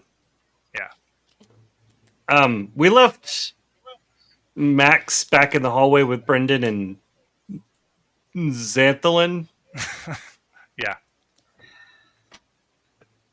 Where do you keep getting these crazy ass names He's from? doing it on purpose at this point. So Max, do you follow Canonically- Cole? Do you follow Cole into the food room or check out the bedroom where the clown is supposed to be? Yeah, I check out the room where the clown's supposed to be. Yeah, you open the door. Canonically, Cole and- has a hard time remembering people's names.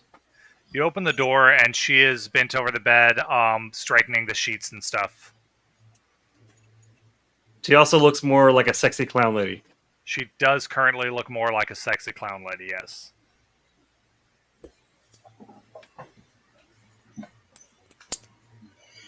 If I roll a cult plus, if I roll a cult plus intelligence, can I tell if this is like not really her? You can roll. All right.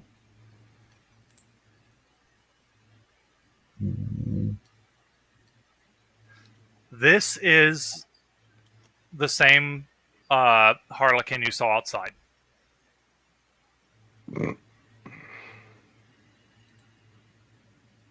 Like the one that was jumping all over the Yes. kids? Yeah.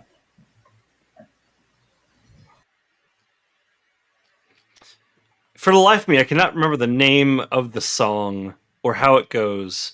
But the one that was like always used in like movies and by your parents when they were getting down. Does anybody remember what song that was? No. Oh God. Anyways, I Jazz song. say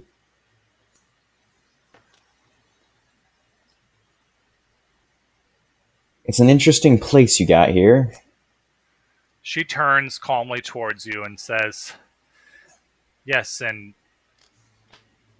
you're not supposed to be in here. Why is that? I didn't realize Like- what you were." That's rude. I'm just as much of a She points at person as you are, points at- probably. She points at Brenda and says, "She was welcome. She's welcome here, but you're no good to me." That's hurtful. She walks over to a curtain and pulls it aside, and you see the view of the carnival, as if you were looking out the door to the trailer. It's like, you're free to go. And the other one's like And you. I say, I'm looking for my son.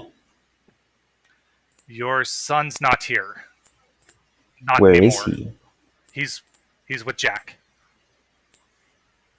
Can you show us where Jack is? She bites her lip and says, I don't think Tasha would allow that.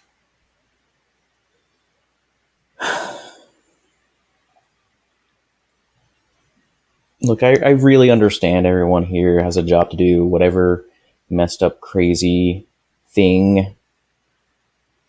But, and I'm a vampire. I know you got to play by certain rules, but he's my son. He's the one thing keeping me, one of the very few things keeping me from going full vampire. I could bring you to Tasha, and you could appeal to her directly. Would that be I imagine that would be a bad idea for everyone involved. If you want to see her son, look, it's complicated, but in this, like this, I don't have the ability to help you.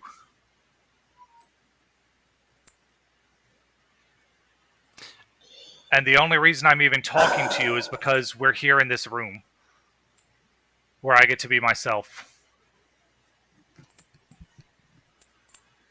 I can try to help you.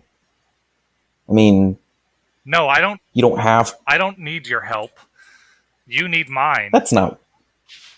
And I know, the only but help that I can give you is either letting you go or taking you. I found it. It's "Let It Go On" by Marvin Gaye. I look out the window. Do I see my grandsire out there? Let's find out. Let's see if. Wow, wow, wow, wow. I've been feeling shine, baby. Yes, you see him. If I call out, I guess I say his name. Mikhail. He turns, sees you. She starts to drop the curtain. And let's see. Let me look at his powers. I don't know if that came through or not, but I ignored it. Oh, okay. I mean, if you played the actual music, it didn't come through, and it shouldn't because that's probably copyrighted. True. I am gonna make him roll for this because while the power is good, it's not like he was expecting to have to do this. So it's a Dex plus Athletics with. I've been really trying, baby. Trying to hold back this feeling for so long. Is that what your parents really got down to? No, I don't know, like but song. It's always in the movies. Yeah. Wow, only like the older movies.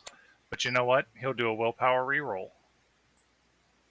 Look it up, and once you hear it, you'll recognize it. It's like, oh yeah, that's the stereotypical. These people are about to have sex in that room. As seen on King of the Hill. 5 successes. Oh, and I need to see if he gets hungrier. King of the Hill? No. He does not get hungrier. And so he uses blink. And before the curtain, closes, he blinks into the room. Tasha is actually quite surprised and stumbles back. And he says, Mikhail ignores her and looks at you and he's like, what is this place? Some effed up crap is what this place is. They eat people's souls. They kill people. They do a lot of janked up stuff here. This lady, wonderful woman she is willing to help us out. He turns to her. But the other morons went the other way.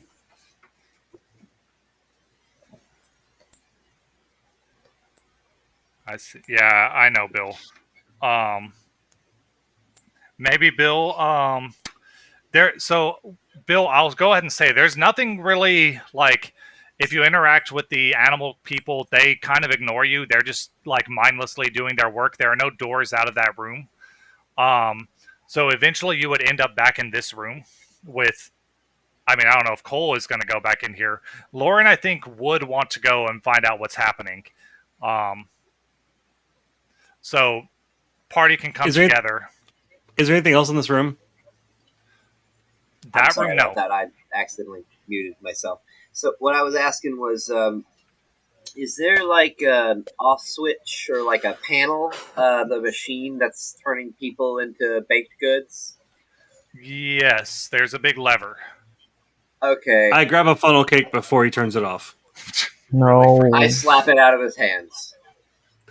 I grab another funnel cake. I slap that out of your hand. I grab a cupcake. I slap that out of your hand, and then I slap we're trying you to get in to the the face. conclusion. No. I No. look down No, Cole. dejectedly and No, Cole. Have respect for yourself. Cole, I turn around. have respect for yourself. Your date is watching you. I turn around and look down dejectedly and be like, "Hey, where'd Max go?" Oh, by the way, the Harlequin lady, the evil lady, is back in that room that was on the opposite side of this door. And Great. I think Max might be back there. Okay. Let's go deal with that. Give me just one moment real fast. And then Jerry's gonna grab the lever and he's gonna flip it into the other direction. So when you do that, the machine turns off. The animals immediately stop working, curl up, and go to sleep. Oh, thank you, God.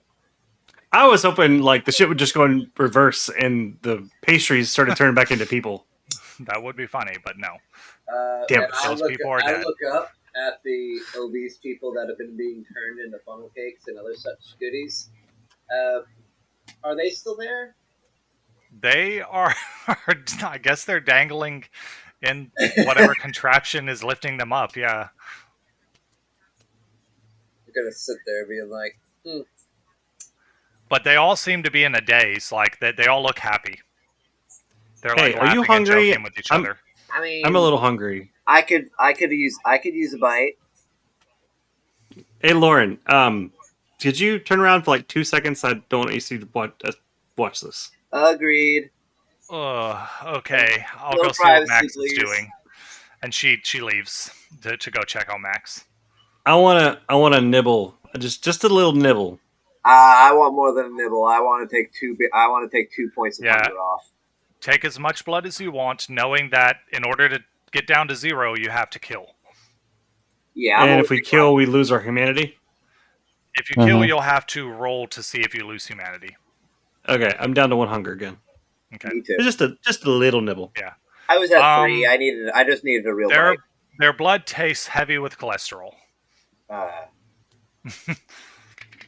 Diabetes. Jerry, definitely not your preferred. No. I'm health thinking food. of cholesterol. You're probably like low key gagging drinking this.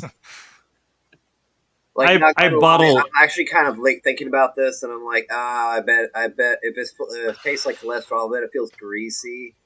Yeah. I have my flask on me. I would like to refill my flask. Go for it. I do that. It slowly, thickly oozes into your flask. Oh man, I have to seriously imagine that it tastes like the greasiest like grease ball fries and like oil that hasn't been changed in 3 weeks. You've got to And, shake it a couple of times because of the clots and It's like a dude in the back. He's unshaved. Doesn't look like he washes, and he smells everywhere he goes. So you guys join the rest of the group. Yes. And there's another vampire there. Some of you have seen him before. I think Jerry might be the only one who's actually seen him because he picked up Max a few times from the apartment or whatever. But it's Jerry's or it's Max's sire, and they are talking to the Harlequin lady.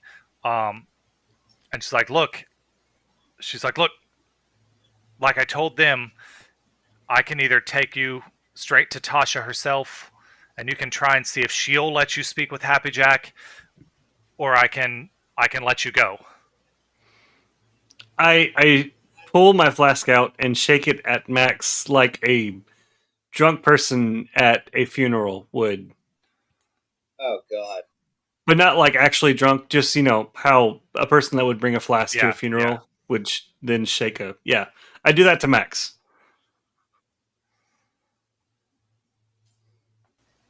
Got some stuff there, don't you? It's fresh if you want it. And from the look on Jerry's face, it ain't looking too hot.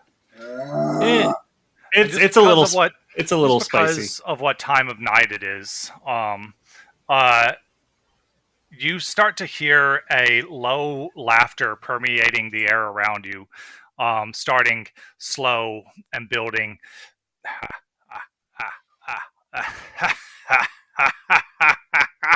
And then just goes on and on for a while, and then the world around you fades to black, and you find yourself standing briefly in a black plane of nothingness, which then fades into a field. Out in this field, you see lots of children running and playing and seeming happy and running around and laughing with each other. And standing nearby, you see a clown in he's wearing black clothes, but he has the crazy red hair and the demonic clown face. And standing next to him, he's got his hand on the shoulder of a large clawed hand draped over the shoulder of your son, Max Jr. I hide behind Lauren. Fearless. I say, hey, It's a clown, buddy. It's a clown. It's a clown. It's a clown. It's a clown. It's a clown. Give me my son. It's a clown. It's a clown. It's a clown. It's a Hey, clown. hey, it's okay. Go, you're okay. You're okay. You're okay. You've been causing trouble for my little for dear Tasha. Yeah, and you've been causing me a lot of trouble tonight too. Yes, I've had to be reintroduced to this lovely woman over here. He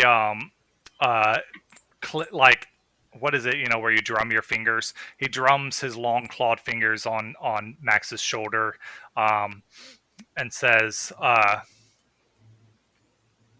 "Yes, I could tell there was something special about this one, but I didn't know that one such as you was his father." Oh, don't try to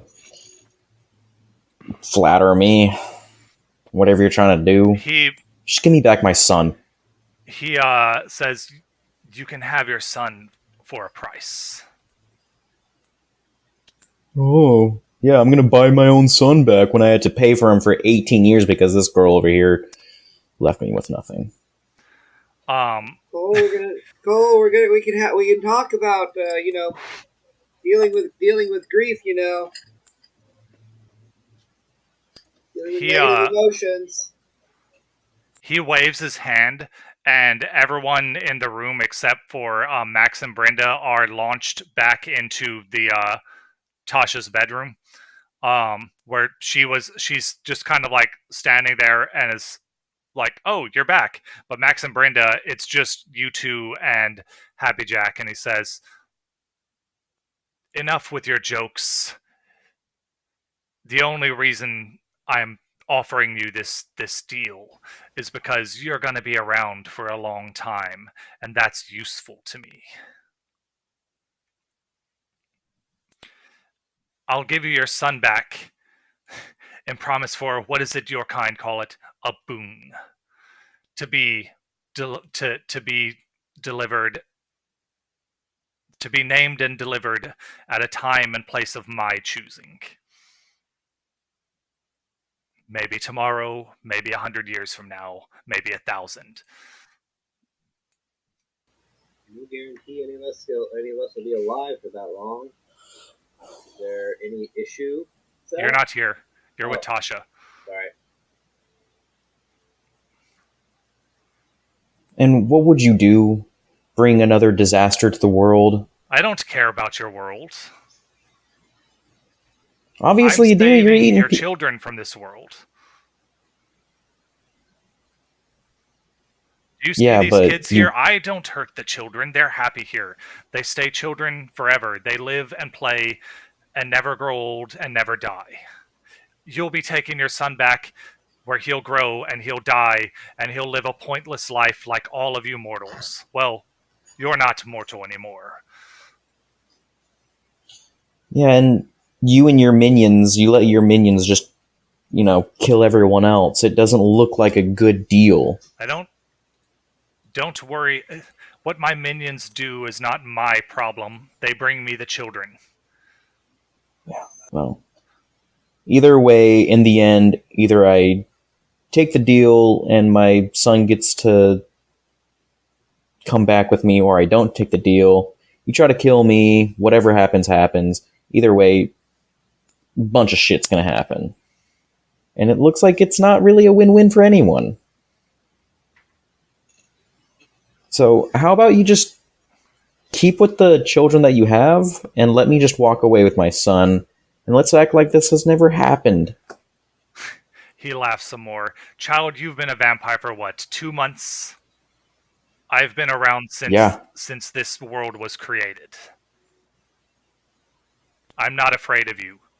You want your son? You'll take the deal. Or I'll send you back to Tasha, and she can do as she pleases with you. Oh shit, is Happy Jack an elder entity?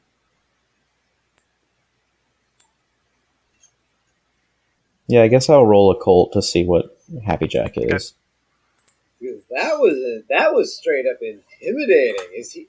I'm starting to wonder if he's like an elder horror or something from like before.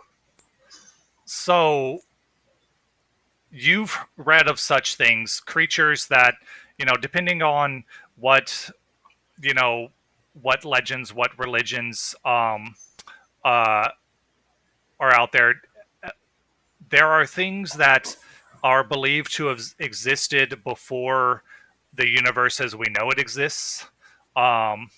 In some religions, there's only one such thing. In other religions, there are many such things that were there at the dawn of time. And that is what he's claiming to be.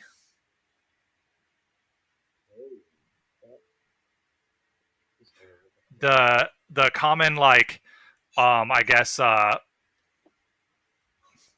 these beings are said to be unknowable, but also they often will, what's the word, embody or like have purview over a certain like force, or if you're talking like gods, like the god of the wind or the god of the earth and things like that, or but sometimes they represent an idea or things like that as well. Or if you're an avid D&D player, basically aboleths. Well, aboleths are weird fish monsters, but yeah, but they still do. They still are technically an elder horror. He would be the thing that a D&D warlock makes a pact with. Yeah.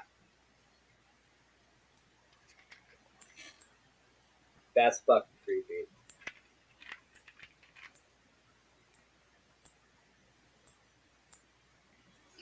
So, you're telling me that you want to make a pact with me, but nobody else? You'll owe none of the others. The mother here is useless to me. She's a mere mortal.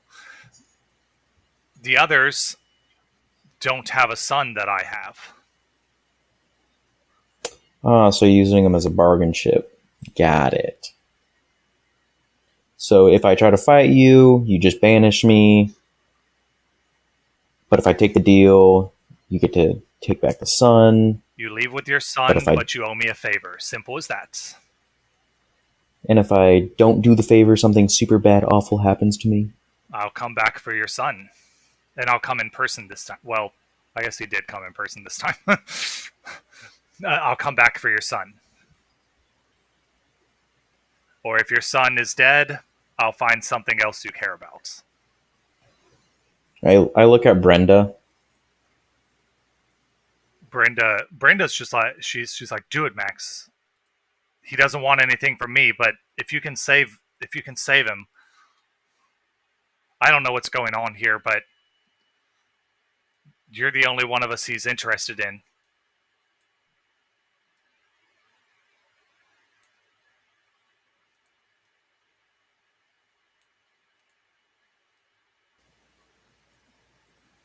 You can attack him too, or try and grab your son. Like, you don't have to take this deal. I'm trying to think of like. Meanwhile, Tasha over there, Lauren, I'm going to make a roll for her. While you guys have been doing your thing, Lauren, initially they were trying to convince Tasha to send them back. Tasha's like, I can't do that. So Lauren is now going to attempt to send them back herself. Lauren walks over to Jerry, and who else is there? Jerry, Cole, basically all of them, and she's like, I need some of all of your blood. Like that ritual. Please, just quickly cut your wrist. Do y'all do it? Does anyone not do it? Yeah, I'll do it. Why? Look, I'm trying to get us back there so we can take this thing down. Oh, Lauren's asking. Okay, I thought the Harlequin was. Yeah, I totally do it. Okay. Zach, after seeing the other two do it, he's gonna go. He'll do it. I cut it deep. I cut it so deep. Okay, you didn't have to do that much, Jerry. That wasn't Jerry. Critical hits.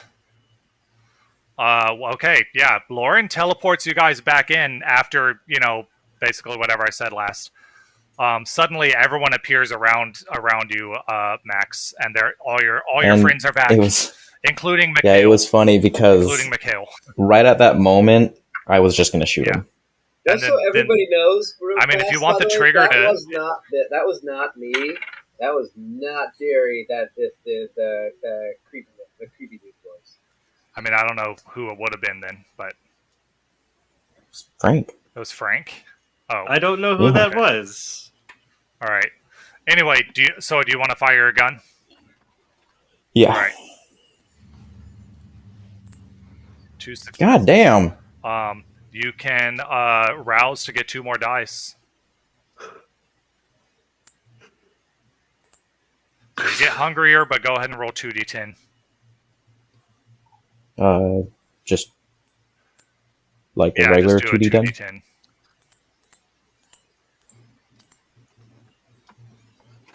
Jesus Christ.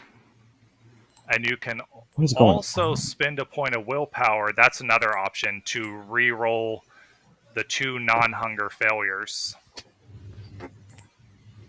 That's 1 more success. That bumps you up to 3.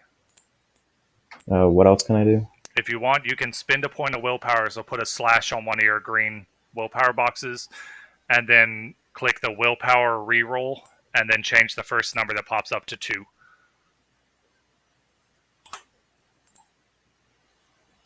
Oh, wow, a critical. So that means 4 there, plus 1, plus your original 2. So that's really good. I'm gonna say you pull that trigger, shoot him in the head. He stumbles back. What's his face? Mikhail. He's gonna blink over to your kid and blink him back. So he blinks the kid over to you. Lauren's gonna do something. She's gonna, throw a fireball at the guy. Fireball! Fireball! That's a 4 success fireball she throws at him. Do any of the rest of you try to do anything? Shit. I wasn't here for that whole Eldritch Horror thing. All I know is that I'm here. I see a clown that everybody is attacking, so I'm going to run forward and I'm going to punch him. Okay. All I got. You can rouse for 2 extra dice. Yes, I will.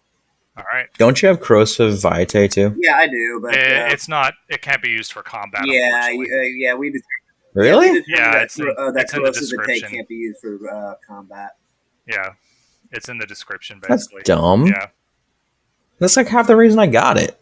it can only be used on like inanimate matter.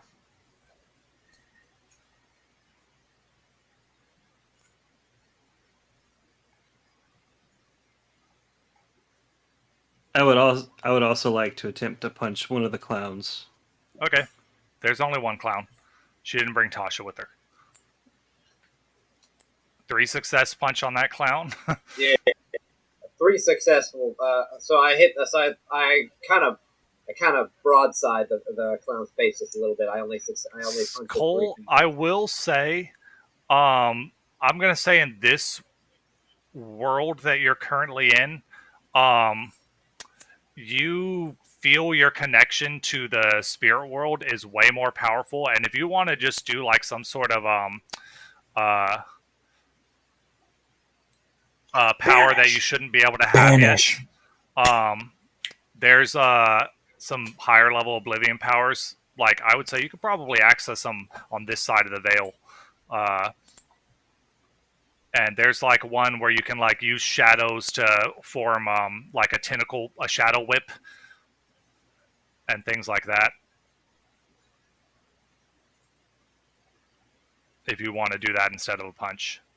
I haven't read too much of the thing, so I'm reading something real quick. I'm not seeing the. Just don't worry about it then. I'd have to find the power later, but I feel like Okay, I'm gonna tell you what I want to do, and you tell me how to do it. Okay. All right, so I'm like back here cowering behind Lauren. Mhm. She, stepped forward and threw the fireball.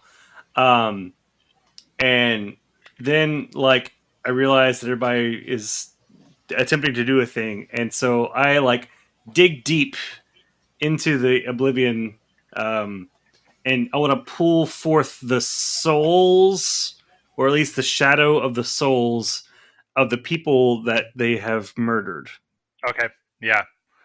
You can definitely do that in this instance. Give me a resolve. And then being in the spirit plane, resolve +3. Basically, I'm giving your oblivion 2-point bonus. So, and you're Second just attribute, anything? no, just that it's technically oblivion, but it doesn't let you add that. So, 3 success, you get you get some the shadows of the spirits, like they're not able to fully manifest because you don't know what you're doing, but you get them to start attacking them as well. And then So I pull their souls forward, and like I reach out and I'm like, "Fuck you, Clocko the Clown!" And like I put my hand forward and like point at him. And you can clearly that I know that this is not the name of this guy, but using context clues, you can kind of understand that maybe I've got an issue with a clown in my past. Happy Jack is writhing in pain, and then you hear him start to laugh. He starts to grow in size and become more clown from It like, and get bigger, and his claws extend, and he starts to laugh, and Lauren is trying to recast the spell to teleport you guys back to the real world.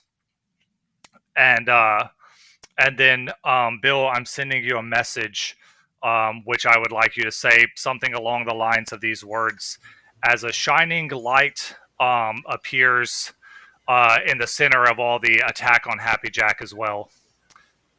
And I sent you a message in there. Why, no, Happy Jack. Not this world. You let them go. And this glowing in golden light pig appears, hovering in the air. Oh my God, he's back! Oink Bat the pig! There we go! He adds his light Fuck yeah. to the attack, and then and Lauren finishes her spell, and all of a sudden, And now, Max? combined with all your power, I send you back to the free time using wisdom of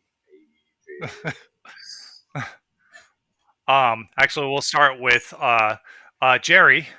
You wake up in your bed, and There's sand in your pants. you wake up in your bed. You remember this whatever it was. Was it a dream? Was it a non-canon event, or did it actually happen? You don't know. But you do have a text message from your friend thanking you for agreeing to like help with the marriage stuff, and then it's like, man, I had some, like, did we there must have been something wrong with that pizza. I had some weird dreams last night. Did we go to a carnival? It was the mushrooms. We flash over to Cole, who you wake up, sadly, to the sounds of the whispering spirits, as usual. Shadows dancing around. I guess you're more used to them now. But you do remember everything that happened. Lauren, you see that, like, shortly before you woke up, because she doesn't know exactly when you wake up, but you have a couple of texts from Lauren saying, "Are you awake yet? Was that real?" And Max, you wake up, and you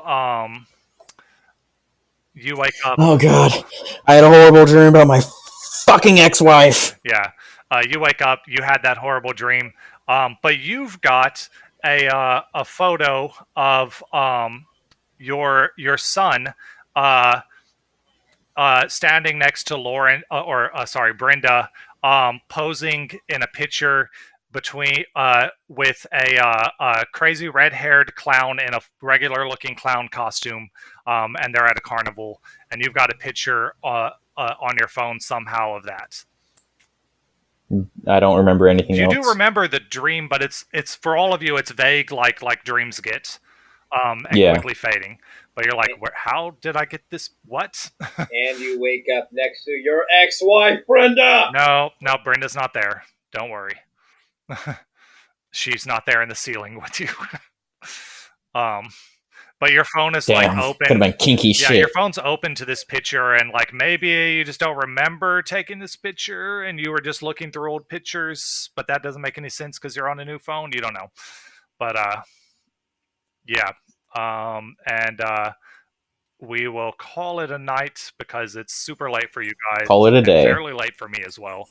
Awesome, because it's like midnight, and I know. Dead. I'm sorry, guys, but this was our Halloween special. None of you listening will have heard the first appearance of Happy Jack, but he's returned. Oh God! Now, and so has the sentient pig. And the sentient pig. We saved him in a previous campaign, and he's come back to save us again. Dude, this pig is going to be in every single one of our campaigns from now on. Like, this is going to be the only. He's going to find his. Oh God! And stranded. He's going to be the other deity besides the fucking. Like, yeah. Oh God! What are those things? Every session, Happy Jack and the goats. It's gonna be the goats versus the pigs. It's literally just gonna turn into what's it called? It's an Animal Farm. pig that we Lord of the saw Flies. in our Hell campaign named Oink Bat the pig. He's a pig. He's immortal. Every day, any damage done to him is fully regenerated, and he has the voice of Morgan Freeman and the wisdom of ages. Don't look directly into his eyes, otherwise your mind could break. His bacon's very good, though. His bacon is very good, though, and also if prepared right, which the process takes like a year, it will permanently increase your wisdom stat by 1. But unfortunately, it kind of does give you the runs for a year. Yeah. Okay. All right. Well, I was your storyteller, Ron Bjork. Hope you guys enjoyed this Halloween themed episode. And if I have time, I'm gonna post this tomorrow. If I don't, it'll be posted soon. So, and with me tonight was Hayden. Hey, it was good playing with you guys. Unfortunately, Max had to go through a lot of trauma with his You were the only ex-wife. one with a son, and Happy Jack steals children. So, I know. I mean, Jaden wouldn't have survived till the end of this anyway. He would be asleep, and his character No, would be Jaden dead. would have. But, We would have lost Jaden around 9:30. We would have let his children. Jaden's kids been lost. It- we would have been like, To be sorry. fair, it would have been a better life for them than getting fed on every day by Jaden. So, Yeah. Honestly, and we had Frank. Hi, everyone. I was Frank. I'm not currently anymore that person. No, I played Cole Stone, not to be confused with Cold Stone Creameries. This is not an advertisement for Cold Stone Creameries, but if you're listening Cold Stone Creameries, please feel free to advertise using our services. You can find me on social media if you look hard enough. You all have my full legal name now, so it should be a lot easier. Frank, how about Maybe giving I'll them bleep your that actual? How about giving them your actual socials so that if somebody is about that, they don't contact us. Is about what? Don't worry about it. I'm gonna bleep that out. Oh, cool. Awesome. Well, you Yeah. might not have my full legal name then, but it's Bleep. And last was Bill. Hey everybody, I was Bill. I played Jerry, trying to help his friend find his kid. Yeah. And you can find me on Twitter at BillsAbove. I mostly repost other artists' work, so please, if you're in the market to commission some artists, please trust them. Don't do it. Don't go to AI, please. And I love you all. Have a great one.